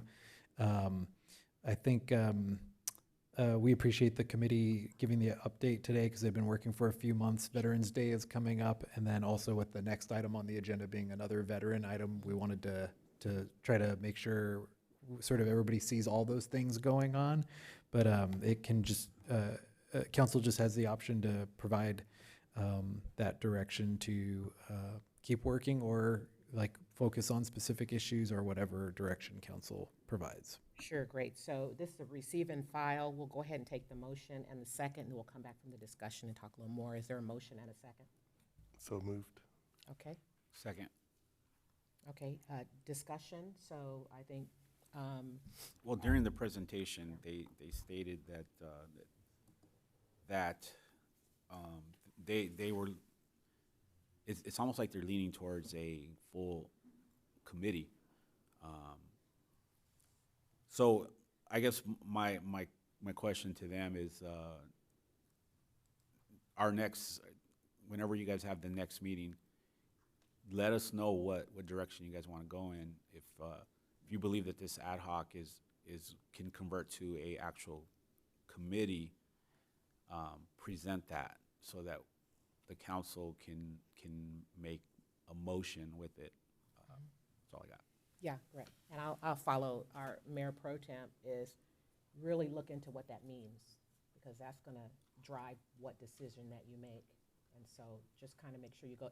Becky's fully aware of what I'm talking about right now. So use her if you need to get some information. Anyway, so that's all I have. So, Madam, thank you, Madam Clerk. Okay, all in favor? Aye. All opposed? Hearing none, motion passes. Great. We'll move to item number 11, request for Reach Nonprofit to consider a Veterans Recognition Banner project. Will staff please present the report? Yeah, and I'll note that, so our staff will follow up with the committee to really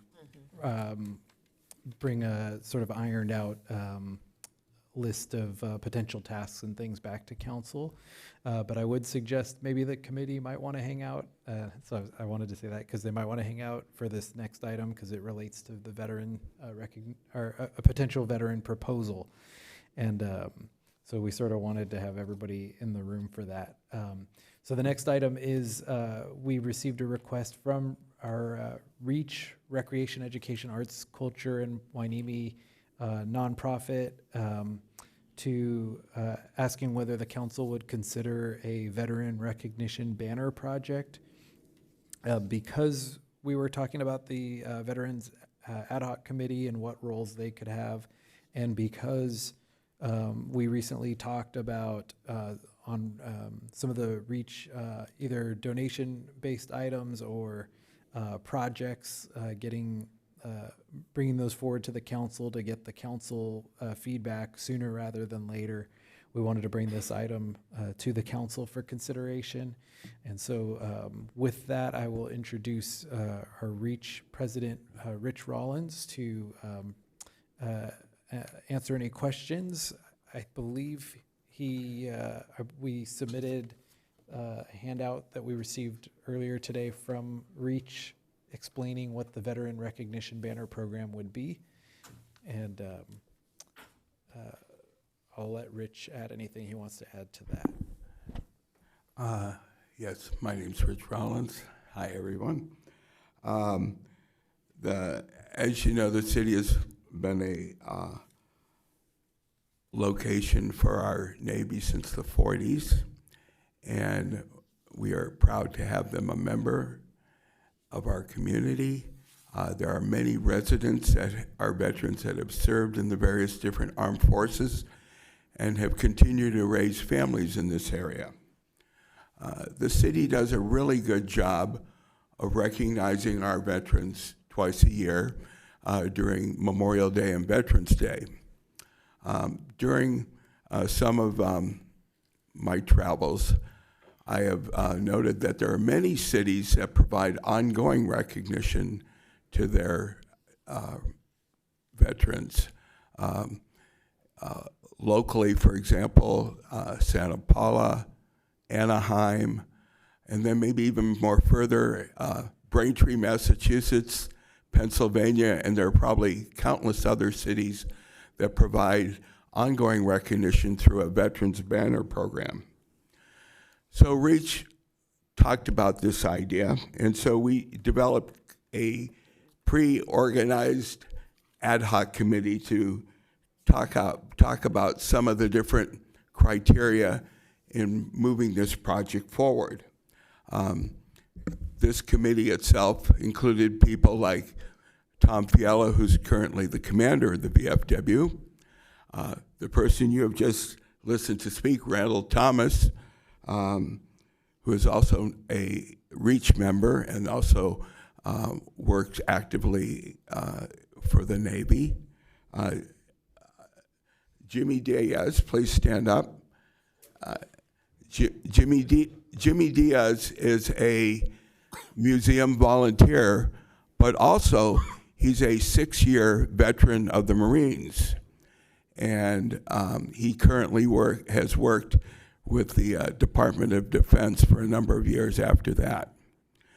And so that's just kind of the core of like where we developed this preliminary proposal. Also within the committee, we will have people from the Navy League. We're hoping to have people from the city Veterans AdCoc or Advisory Committee, depending on where that goes. And possibly members of the city council perhaps might want to serve as a liaison to that. And then also possibly the city employees, because this will be in the city and there'll be a lot of structural and rules and regulations that we'd like to get involved in beforehand so that, you know, the program can be done smoothly. The committee mission, we've recognized some of the things that will be discussed in the fruition of this. Qualifications of veterans to be recognized, the type of banner, where it would be located, how long it would be located there, and then also budget considerations. We realize that, you know, the city is in tight financial conditions and we want to make this kind of an ongoing program, but a cost-covering program. And that will involve developing a sponsorship program, perhaps a registration program for those who might recognize their families, you know, various different donations, and perhaps fundraisers to help, you know, minimize the cost and get this running through. So that's basically the program. We're looking right now for the blessing and support of the city council to move forward on this. And I'm open for any questions at this point. Great. Any questions? I got a question. Go right ahead. Yeah, so I did read the Santa Paula's, their military banner program, and it's a registration process where they haven't like open enrollment season where they, I think it's like $135. The flag gets ordered, and then during a specific time frame, it's flown. And they list their areas. It's mapped out on their streets, but they, you know, they have a main street. So to me, this is a good start, and we have a lot of Navy entities, like you just said. You got the Navy League, you got the VFW. So I think REACH as a vessel to kickstart this program and maybe hand it off to the Veterans Ad Hoc Committee would be a great boost for the committee, the ad hoc committee, and to get the project actually moving. And you're right, the city is, when we talk about our resources, we got to be conscious about the money that we're spending. So if this is a registration process and there are other outside entities willing to help as well, great. All hands on deck, we will take it, so appreciate you doing this. Thank you. Thank you. My family has lost 3 family members, 2 in World War II and 1 in Afghanistan. So my question is, would there be a way, or could we consider having banners for lost family members of our community? I would not even want to guess how many names we could come up with, but it just came to mind as we, Memorial Day coming up. It would be a great honor to fly a banner with the face of our loved ones, or any family member, for any residents in the city of Port Hueneme. It's just an idea I had, and I wanted to put it out there. Sure. I know that in my travels and seeing how these things are actually happening, most of these are banners of individual members of veterans, and they have their face. To give you an idea, when they served, what agency they served in, perhaps if they had some particular honors that were given to them. Some are more elaborate, some are less elaborate. And I mentioned here in number 1, qualification. So I would kind of defer it out to the committee to kind of help develop these qualifications, what they may be, whether it's has to do with people who are residents who have family members that were in the had provided service to the veterans, whether there's a residential requirement, how long, all sorts of different things. These things will get fettered out as the committee develops these things, and we'll be bringing it back to the council, what the committee has come up with, so that we can move this forward. It may be an unrealistic goal, but my goal would be that by next May, during Memorial Day, we're able to kick off this program, perhaps as we again identify streets that we might do it and locations and how many people have. And I look at this as kind of a growing program. I think initially one of the things I mentioned was marketing and outreach, getting the word out. So it may maybe start relatively slow and maybe build up, and who knows, maybe the community is so excited about this that we could have loads of banners up and down the street for a period of time or ongoing or those types of things. It's going to be a community and a committee-driven program. Yeah, and I would like to suggest the Wani Wood. His name is spelled W-O-N-N-I-E. He is the VFW representative, because I believe he was from the city of Port Hueneme and got killed in Vietnam, I believe. Mm-hmm. So I think it would just be wonderful to be able to acknowledge by name, residents who have given the ultimate sacrifice, particularly for Memorial Day. Yeah. I'll pass on I'll email you guys a banner, a kind of a typical banner, not that it can't be modified for us, but it gives very similar to what you're saying. Yeah, a couple of questions. So you're standing in front of us this evening giving us a presentation from REACH. Correct. Right?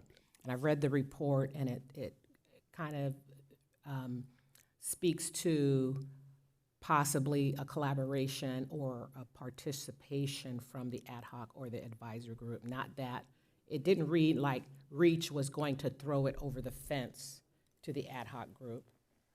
Can you tell us a little bit about what Reach's thinking has been as it relates to? I look at Reach as being kind of the coordinating agency of it, bringing it, you know, what we've done on many of the different projects is bringing in outside groups depending on the project to kind of develop the plan. I'll give you an example. A while back, we ran a pickleball tournament to raise money. And we had people who were involved in the REACH program that may have just been involved in that particular committee. Same thing, you know, with the police dog program. So I look at REACH bringing in a variety of different members of the armed services. That's why I mentioned things like Navy League. You know, I would like to have a robust committee of people, more and most importantly, people that are going to be, for lack of a better word, worker bees. I don't want a lot of people in the committee that have lots of ideas, but that's about it. I want people that are willing to kind of talk the talk and then actually do the action too. So we certainly do want some of the people initially that, you know, recognize have all committed to really putting time and effort into it. So would it be your intent or Reach's intent to, at some point, give it to the ad hoc committee? Or is it always the intent that Reach, as the nonprofit, would be leading the effort and will continue to be part of the project or program, whatever? I think Reach will always continue to be a part of it. I'm getting old.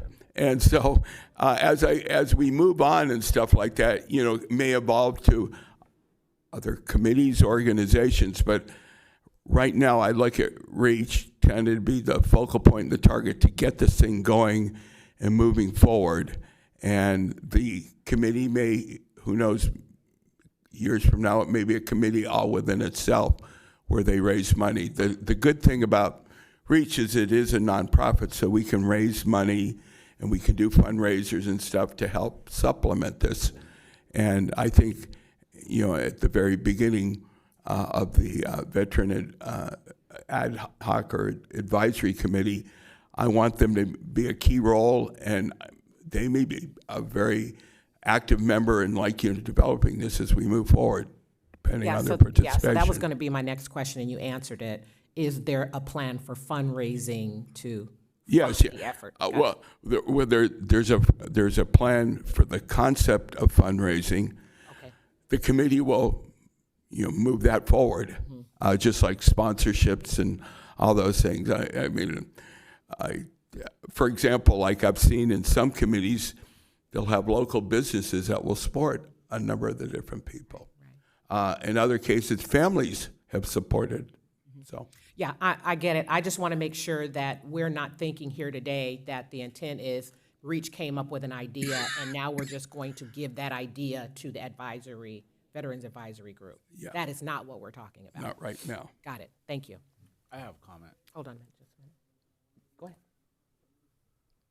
I'm just interested in your opinion. Would it be reasonable to look towards Memorial Day as getting these banners out in our community? Well, as with anything, that would be our goal. I look at, we probably can come up with the groundwork and, you know, the basic plan and bring it back to, you know, I would say, like, you know, the Citizen Advisory Board, the Veterans Ad Hoc Committee, and ultimately the council. So I guess depending on how quickly everyone acts on it, things can move quickly, or, you know, we can collaborate on it for a long time. Yeah, that's, I'm keying in on what you said earlier, is like, you know, having a bunch of ideas around a table is one thing, but getting down, feet on the ground and moving forward is another. Yeah. And so maybe it's a good consideration to look at Memorial Day as a goal, and let's get this program up and running, because that would be wonderful for our city to have that unveiling on Memorial Day. Is it a little too aggressive? I'm not sure. It may be. It may be. That's why, as I mentioned, it's scheduled to be launched at Memorial or Veterans Day of next year. So, you know, One is an aggressive goal, one is a less aggressive goal. And so it just depends on how much the community is behind it and how much we can get it going. I always like to think positive, and that's where we're at right now.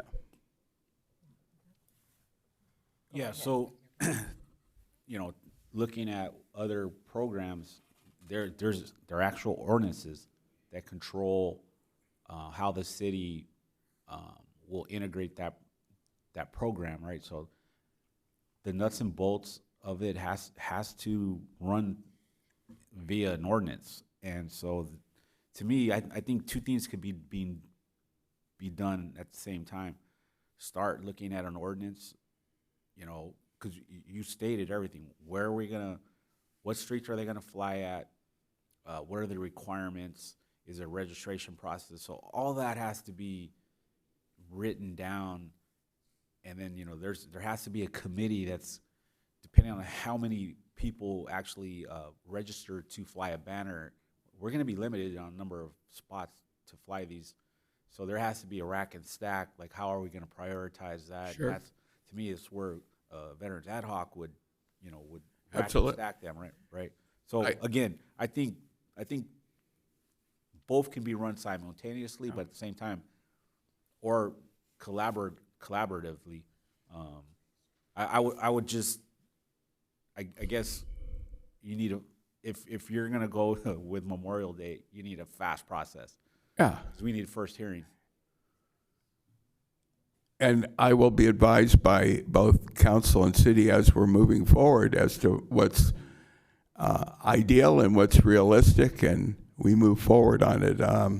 That's why I guess key elements of like the committee, so that it can kind of move forward, is, you know, to have all those representatives, not only from the armed services groups and things like that, but potentially people from, you know, perhaps the city council, perhaps, you know, somebody from the city staff to work out the logistics, streets and planning. I mean, I've worked for the cities for 35 years. I know all the different aspects that might be involved, and to make it move smoother, we got to get everybody to the table to put in their input.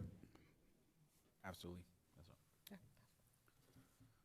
Okay, any more questions? We'll go on to, are any public comments? No public comments. Okay, so we have before us a receive and file request from REACH and information on the proposals. May I have a motion and a second to receive? Move to approve. Second to receive. All right, is there any other discussion? City manager? Yeah, I think one of the reasons why we recommended bringing these two items together was we sort of assume that there would be, if the council was on board with moving forward with the project, that there would be a role that the council would want to identify for either the ad hoc, either and or the ad hoc committee, council, and even the CAC, you know, as Rich mentioned. So I think we'd recommend that in addition to receiving the request, that the council identify, whether the council would approve the request to move forward for additional vetting, essentially, and then whether or not the council wants any of those groups to have a role or multiple of those groups to have a role. When you say vetting, what exactly are you talking about? Really, I think, so essentially, we had talked recently about how, you know, fundraisers and things like that should be approved by the council beforehand. So there is a fundraising element to this program. So one of the ideas would be having council say, you know, upfront whether or not they want that project to go forward. So that's one of the reasons it's on the agenda, is for the council to, you know, give that either yes, we're on board, or no, we don't plan to pursue this. So we're not going to green light fundraising, because REACH could fundraise and then come to us and say, we want to spend the money on these banners, and then we'd approve it. What I would recommend is if there's interest in pursuing it, is, what I would recommend is approving that Reach work with whoever, whatever, fill in the blank to who you want them to work with, and then come back to the council with the full plan that's described in here for an approval in the future. So essentially, come forward with a plan. How would the, what are the qualifications that you've established? How would the banners be displayed? Where would they be displayed? When and where would they be installed? How is it going to be funded? What is the marketing and outreach plan? So basically, kind of filling in the, in the proposal here, it says what needs to be identified. So it's basically, if you want, go identify it and bring it back. We have banners that we've racked and stacked that we hung prior. So so we already have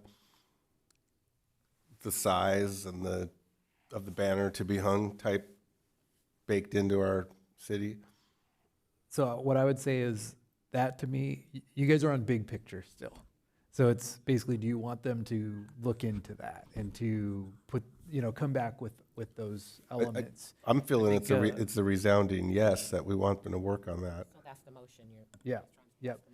And then we'd come back and say, if we have the perfect banners and we know exactly where they're going to go, then great. But the committee and Reach might have a different idea, So Right. I think it's giving the high level guidance of, do you want them to come back to work these details out and come back to council? Yeah, and then sharing of information is extremely important, because if we already have a way to hang a certain size banner, then we should work on that. Yep.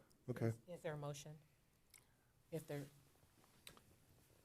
go ahead. Yeah, let me see. It's okay, I got it. You got it? Yeah. Yeah. I move that we receive the report and that we task Reach to go out and come back to us with the qualifications, the description of the banners, all the stuff that you have, all the stuff that you have listed in the report, a plan. How are you going to move forward with this program? I'll second the motion. Okay, all in. Did you want to include any involvement from any city staff, council members, committee members, CAC, any of those, or is it? I think we need to see a plan first. Well, I think, let me ask, Rich, when you talk about working with these other organizations, bringing this committee together, is that for working this process, the very beginning? Yes. Okay.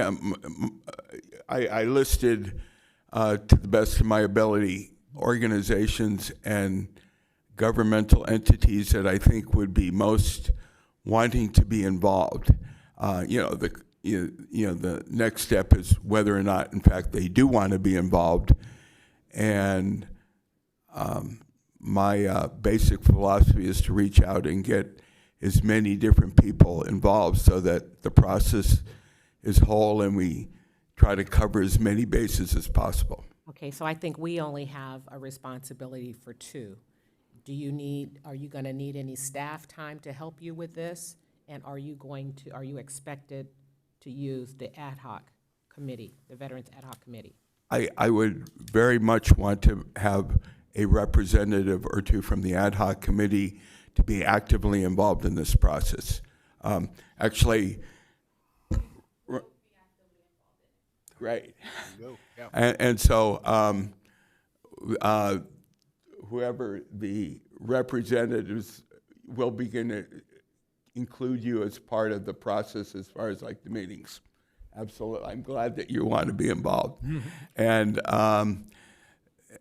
now I don't think, for example, like from a city staff point, there'll be at one point in time that we will come up with an idea, and I will need like a point person from the city to help advise us and guide us along with that. And perhaps if there's ordinances or any of those types of things, like, that's when I will be.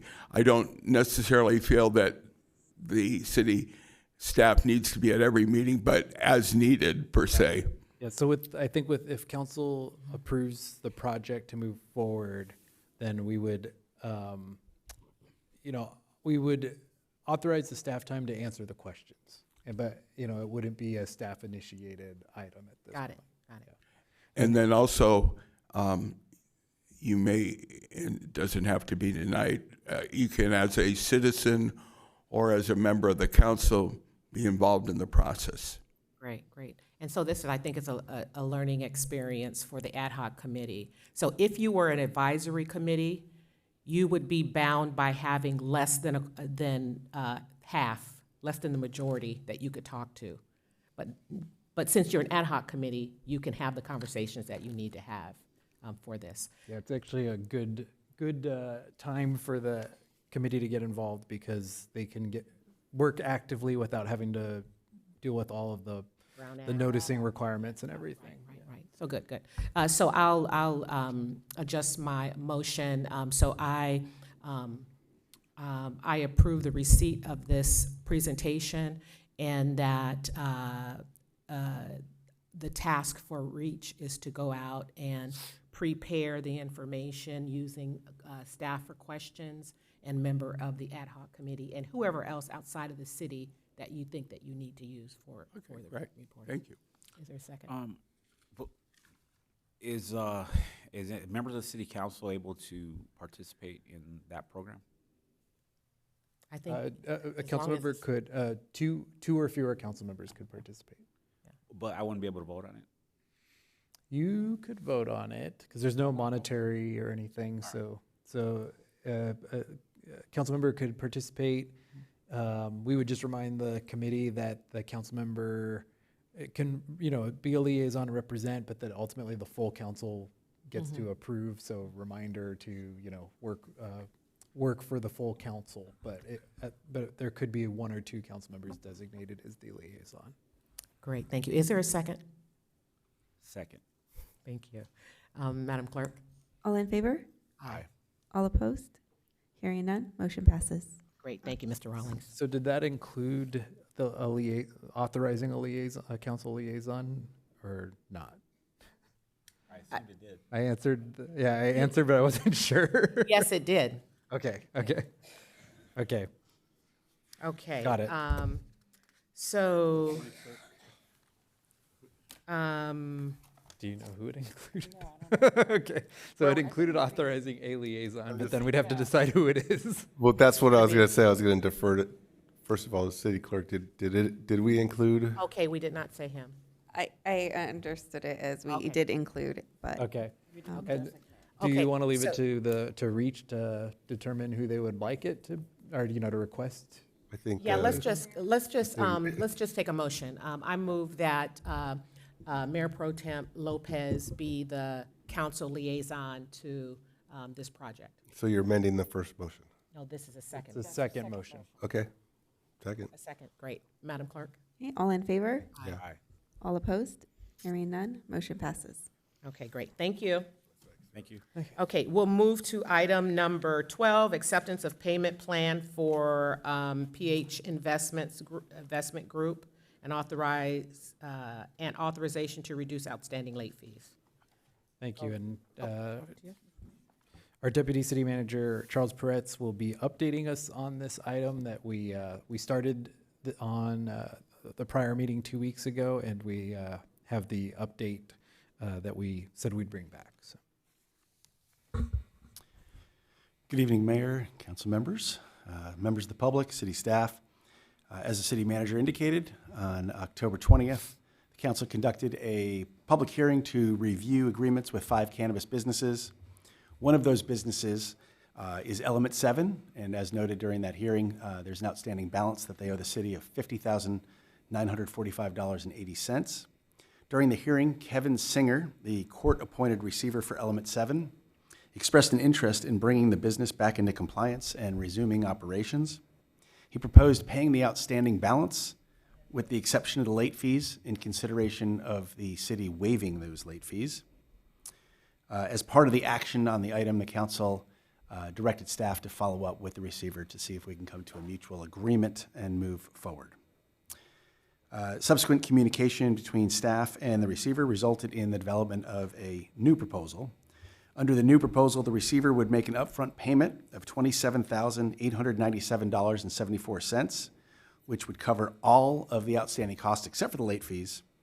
And under this agreement, the city would reduce the amount of the late fees by 50%, and the new late fee amount would then be paid in 6 monthly installments of $1,920.67 each. So as shown on this slide, it compares the current amount owed, and then the middle column shows the initial proposal that we heard at the last public hearing, and then the column furthest to the right is the current proposal, which was a product of staff's communication with the receiver subsequent to the last meeting. To ensure consistency and fairness, it's staff's recommendation that if this concept of reducing the outstanding late fees by 50% were approved by council, that would be something all businesses that currently have outstanding late fees would be eligible to receive if they were to engage in a payment plan that would result in the payment of all outstanding dollars. On a related note, staff is also proposing administratively to prospectively change the amount of the late fee that is charged. Currently, it's 10%, and we're proposing moving forward to change that to 5% monthly for the late fee that's assessed. So with that quick summary of where we are, the recommendation is to have council accept the proposed payment plan for Element 7 and authorize a 50% reduction in the existing late fee balance for cannabis businesses that enter into plans to pay outstanding balances. That is the staff report, and I'm available for questions the council may have. Are there any questions? Councilmember Gama. If we approve this tonight, will you be getting this information out to the other delinquent dispensaries? Yes. In anticipation of a question that may be asked, we have 5 other dispensaries that have late fees. No one has any late fees comparable to the late fees we're dealing with Element 7. They're much smaller amounts. But yes, we would engage all of those dispensaries. We'll be talking about them more at the next meeting. Some have payment plans, some have not yet executed their payment plans. But yes, Councilmember Gama, if approved, we would contact the dispensaries in those situations right away and let them know of the change. Thank you. Quick question. You say some of the others have payment plans and they haven't executed them yet. How long has it been since they have been given a plan and they haven't executed? Yeah, so there's no one date that they were signed. They were signed at different dates. An average, I mean. Yeah, but all of them were relatively recently executed certainly within the last 60 days, perhaps most, if not all, within the last 30 days. Okay, great, thank you. So if we reduce the late monthly fee from 10% to 5%, that's technically the same thing, isn't it? The same thing as what we're proposing for this agreement? Yeah, yep. That's the thought So is. moving forward, it would, so it's not that we're showing leniency to one, it would be standard to all. That's correct. Moving forward. It would be standard for all that have existing balances to cut it in half, and then moving forward, it would be standard for all, making it half of what it currently is. So yes, it would be the same approach for all. If I could, I think our thought there is that it's consistent with, over the last year, as the cannabis businesses have struggled, the city council multiple times has made decisions to try to reduce some of those overhead costs and fees on the businesses to try to be sort of more business friendly and so initially they had agreed to the 10% interest rate, which is we're looking at moving forward, and the fact that the businesses, we know that there are struggles in this industry, so we know that it's not just it's not things aren't going great and they're just, not paying. It's that there's these struggles. So the idea would be reducing those late payments across the board so that for all of them, we still want to encourage them and we're still going to work proactively to encourage them to work with us and not have those late fees, because even at 5%, that still can add up. But across the board, it's just another way we're helping reduce fees for these businesses. So when are we initiating anything to the business that starts to fall behind? Like, are we waiting 60 days, 90 days? Like, when do you start the clock? So as we talked about at the last meeting, the management of the cannabis businesses was transferred to the city manager's office a couple of months ago, and the city has been much more proactive. So the answer to that question, I've been, staff has been meeting with the businesses regularly, those that have no compliance issues and those that have compliance issues. So it's a much more proactive stance when there's a zero balance due, when there's $1,000 balance due, or whether the current situation is what it is. We want to engage the business community. We want to understand what the challenges are. And as the city manager outlined, when there are things we can do to facilitate their revenue streams, their profitability, we want to understand what they are and then make a decision whether administratively we have the right to do that, or it's something that we might want to propose to council to consider. So we're taking a very business-friendly approach. And in regular communication with them. So there won't be delays in finding out when they fall behind and when there's delinquencies. It's kind of ongoing. So is it a monthly payment to the general fund, is what you're saying? Yes. Okay, so if there's a certain date, so say they missed on the 1st, 30 days? So 15 days? The way it works is each month, that month's payment, for instance, this is, we just finished the month of October. Revenues due to the city for the month of October, they're given 30 days. They'll be due November 30th. Okay. If they don't pay on November 30th, at the beginning of December, they'll receive communication from the city that they're delinquent, and that if we usually give a minor grace period, a day or two, but if they don't pay in that first couple of days of December, they're advised the late fee is applied, and if they're having difficulties and they need to coordinate a payment plan, to contact us and discuss that. Got it. Thank you. Yeah, just one question, just so I thought I heard some nuances in your comment about the 10 to 5% late fee. So did I hear that that is going to be changed for everyone? But like Element 7, who has agreed to pay their balance due, and they are given a discount of half off of their late fees, right?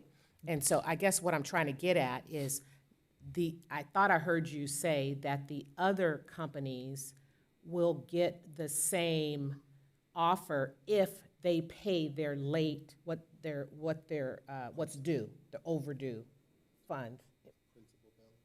Principal, well, no, so let me start over. So Element 7 owes $27,000 in their regular monthly payment, right? Because they've been late, there are arrears of 20-something thousand. The city is allowing them to only pay 50% of the arrears, right? And Of the interest, yes. Of the interest, okay. Yeah. So my question is, I just want to make sure if I heard you correctly, the other companies, they won't get that 50% discount unless they come forward and pay what they owe. That's correct. We want to use it to incentivize the companies to pay what's owed to the city. I heard that. Okay, that's all I needed. But everyone is going from 10 to 5%. Yes. 10% Correct. for late fee. Okay. Yes, moving forward. Moving forward. Okay, got it. So just to make sure this is clear, so if a company addresses their, what I'll call their principal balance in full, or half, or How do we define that? Their principal balance in full. What we're In full. talking about is only, Okay, so- the money they owe for principal is money owed. Right, so you There's gotta no pay that. negotiation on that. You pay The that in interest full. on that money owed is what we're talking You about. pay that in full, and then we're gonna discount the late fees by 50% and offer a payment plan over 6 months. Because that's what we Yes. provided to Element 7. Yes. Okay. And we've been doing that. It's just been at the higher interest rate in the past. So, yeah. But we've been offering the 6-month payment plan for businesses during that period when they were falling behind. Okay, I think it's good. Okay. So is there a motion and a second to accept the proposal payment plan for Element 7? So moved. Second. Great. Any further discussion? Madam Clerk? Okay, all in favor? Aye. All opposed? Hearing none, motion passes. Great, thank you. We'll move to number 13, discussion of community benefit fund allocations for FY 2025-2026 funding cycle. Will staff please present the report? Thank you. I actually am recommending we continue this until our next meeting. It actually worked out for a couple of reasons. One, as we noted earlier, we don't have the full council, and I think this is an important one to have the full council give input on. But second is, I also got an update from the port that they're planning to talk about this on November 17th, probably a couple hours prior to our council meeting. So I think by delaying to that meeting, we will get their feedback, and then the council will be able to consider that right away, and then give direction to the joint committee for that November 19th meeting is the timeline.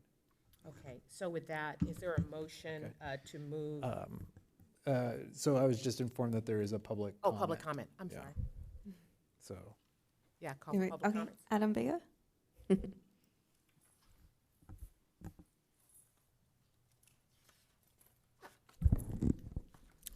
Good evening, Mayor McQueen Lejean, Mayor Pro Tem Lopez, fellow council members, and City Manager Vega. My public comment was just to reiterate what City Manager Vega essentially shared. We're looking forward to the collaborative approach forward, and as discussed, we will be discussing this internally at our board meeting and bringing an update at the 19th to the City Port Committee. Excited to move forward and continue the collaborative work on economic development for the port and the city. So, thank you. Thank you so much. Okay, with that, can we get a motion and a second to move this item to the November 17th council meeting? So move. Second. Madam Clerk? Madam Clerk? Okay, all in favor? Aye. All opposed? Hearing none, motion passes. Okay, we're going to move to city manager comments and reports. oh, there's, actually, I was gonna say there's a future agenda item request, but maybe my report's first. Wait a minute. Yep, it Yeah, is. yeah, yeah. Okay. Got that backwards. All right, city manager report. We had a couple items we wanted to highlight, some recent items and some upcoming items. So first, we wanted to thank everybody involved on the 4th annual Spooktacular, which seems to keep growing each year. And I think this year we estimate we had over 1,000 children and their families attend. And so that was a great event at Miranda Park. And we wanted to thank everybody for all the partners and community members who make that event great. We also wanted to highlight some work that's occurring and so that people are aware of this work occurring, that we're working on upgrading our school crosswalks as part of our annual maintenance program. We updated a couple, upgraded a couple right before Halloween, and hopefully that helped with making trick-or-treating safer. There's some more work occurring, but we're changing over from the prior paint to this new durable thermoplastic striping, which is brighter and lasts longer and is more visible for drivers and pedestrians. So look out for that work occurring. It's going to be at all school sites except Sunkist Elementary because we're actually reconstructing the curb ramps at that site first. So keep an eye out for that work occurring now. We also wanted to invite everybody to Veterans Day at City Hall on November 11th at 8:30 a.m. That event has come to be a great event. We're looking forward to it. It's a little bit of a wrinkle this year. I'll just note that if the shutdown is continuing, that we've been informed that we wouldn't be able to have active military participating if the shutdown occurs. So we're hoping for a lot of reasons that the shutdown is resolved before then, but that's just another reason. So it may end up looking a little different, but we still want to appreciate our veterans and honor them. So we invite everybody to come out on the 11th at 8:30 a.m. Bless you very much. Excuse me. And then last item is our senior holiday luncheon. It's on Tuesday, December 9th from 11:30 to 1:30, but the reason we're talking about it right now is that we are right in the middle of the priority Port Hueneme resident ticket window. And so that window goes from November 3rd to November 7th. This event does fill up, it does sell out, so if you're a Port Hueneme resident and you want to get a ticket before ticket sales open up to other community members, you may want to reach out and get your tickets now. So those are available with general ticket sales opening November 10th. And then for our next agenda, obviously, I think we have a couple items from tonight that will be moving to the next meeting. So those aren't listed, didn't quite go according to plan, but we'll add those. So we'll have a full agenda on the 17th. We'll start by noting that November 12th, we are planning to hold a special closed session to interview a couple of city attorney candidates. So we'll be doing that on the 12th, and then on November 17th, our next regular meeting, we have the presentation for the Native American Heritage Month proclamation. We'll hope that we can make sure that Sergeant Bates doesn't get called out on a call again, so we can honor him for his 25 years of service. And then we have on consent, Fire Protection District code adoption, which ties in with the public hearing for building code adoption. We won't bring back the second reading of the short-term rental ordinance, but we'll bring back the first reading of the short-term rental ordinance based on our discussion earlier. We also expect to have some cannabis development agreements, sort of the next round of reviews. And then we have some business items listed: the Port Hueneme Little League Agreement Annual Review, the Hueneme Hero Award Review, to consider a number of changes, or the changes to the number of heroes to be recognized. And then we'll bring back I think it's the Community Benefit Fund item that we just continued as well. So pretty full agenda on the 17th, and with that, that's everything I have. Great. We'll move on to council member reports and comments. Councilmember Kama? Yes, I just do want to say tonight was the most meaningful inspiration in my 7+ years on this dais. While Councilmember Hernandez grieves the loss of her mother, we got to celebrate her mother's life. It's a wonderful reminder to all of us to honor our mothers each and every day. It's also a reminder to us to cherish the time that those of us are fortunate enough to have with our mothers currently, to cherish each day like I do, although sometimes shopping, taking my 83-year-old mother shopping for a dress takes a lot of patience, which I did today. But I hope that we could close this meeting. I would like to propose we close this meeting in honor of Councilmember Hernandez and her wonderful mother. And that's all I got. Mayor Pro Tem? Yes, I was supposed to be out of town last weeks of October through November, so I really didn't have a lot on the calendar. But due to government shutdown, my travel was canceled, which opened up the calendar again. So I'm back to my normal activities. So nothing to report this cycle. Thank you. Just a couple of things. I was able to attend the Port Hueneme Lions Club Dia de los Muertos event. It was so nice. It changed into this wonderful event to a sports bar watching the Dodger game, so it was really nice. And then I'll be leaving tomorrow for the CTA, California Transit Agency Conference in Long Beach. I'm participating along with the executive or GCTD manager and vice chair of GCTD. I'm currently the chair, so I'm participating for that reason. And so that's going to be in Long Beach. And then I'll be attending the elected officials disaster training next week on the 13th here in Oxnard.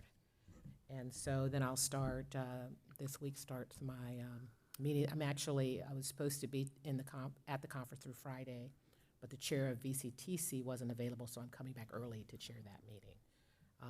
And so that's all I have. I'm back on track with my meeting. So, all right. Item number 14, future agenda item request. And this one was submitted. This one is requesting council members should briefly state. Oh, never mind. This is the first time I'm doing this, so wait a minute. We will now hear from council members who have requested future agenda items. So I guess this would be, how are we going to do that? Yes, so this okay. first request was by... The requesting council member should briefly state their request. This time is for clarification only, so the council and staff clearly understands what is being requested, not for in-depth discussion or debate. After clarification, the council will determine whether to direct staff to place the item on the future agenda. Please keep in mind that each request requires staff time and resources to prepare. Once the council reaches consensus, staff will proceed accordingly. We have received one request for this meeting submitted by Councilmember Gama. Councilmember Gama, please briefly state your request. My request is to research cost accounting as it relates to road maintenance, and the reason or how this came to being is that, while I was in Long Beach with Cal Cities, it dawned on me that you drive through multiple cities once you get into Santa Monica all the way to Long Beach, and there's a lot of road maintenance that's necessary in these bigger cities, multiple cities, and there's a lot of cooperation. And cost accounting is basically a science. And I think it would be very helpful if we could work with the port to establish a cost accounting method for maintaining our roads to the highest quality.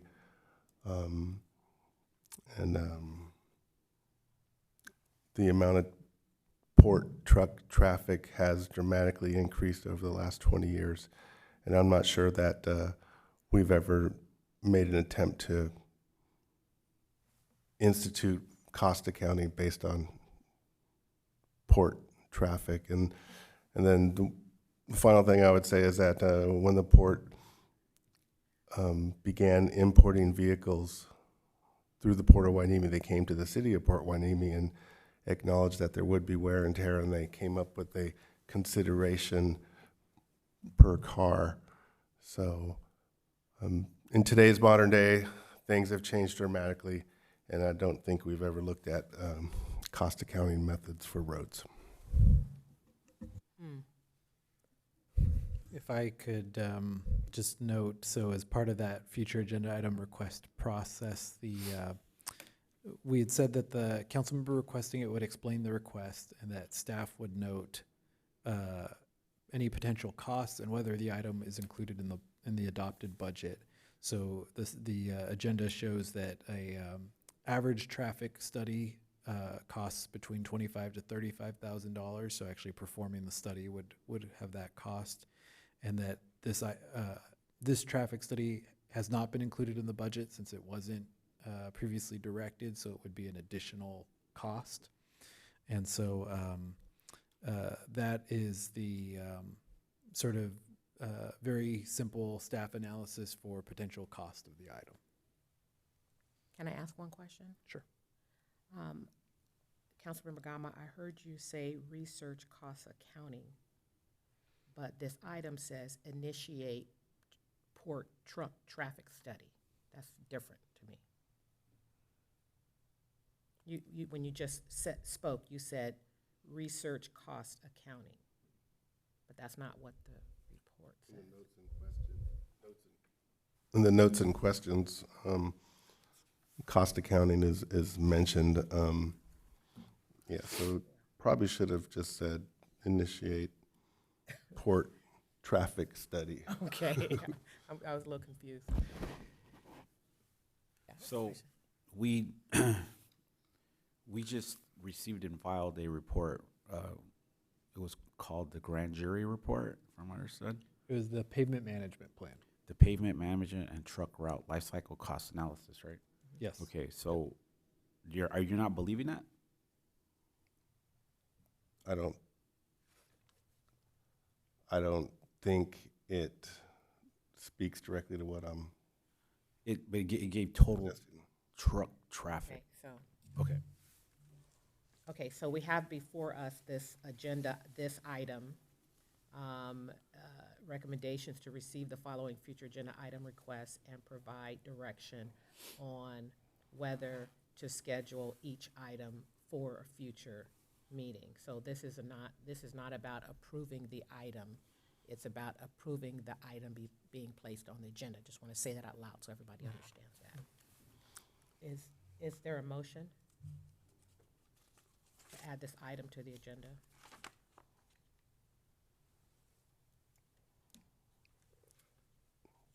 Is there a motion? I would just add that I think it's incumbent upon us as a council to do our due diligence.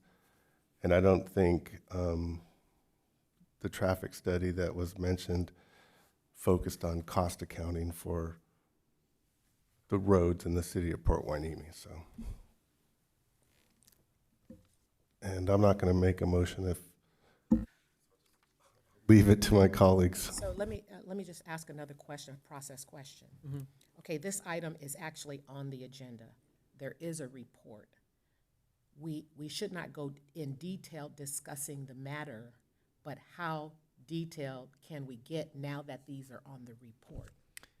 I would, I mean, you could get more detailed. Okay. I would still say the point of the future agenda item process is to decide whether or not you want to spend any staff time putting it on a future agenda. So I wouldn't advise us to get much further than I get that. it. Yeah. Just want to make sure. Yeah. So I'm not prepared for a motion right now. So if there is no motion, I'll call it again. Is there a motion and a second? Is there a motion and a second? Okay, this item fails because there's no motion. Yeah, and one thing with this process is there can always be a request in the future if and when the opportunity comes up for an item, so. Yeah. Okay, so that was item number 14. So that is our agenda. And so we are going to adjourn tonight's meeting in the honor of Councilmember Hernandez's mother, Virginia. I believe it's Hernandez, but I'm not positive, but we will adjourn in her name. Our next meeting is November 17th at 6:30. The time is now 9:16.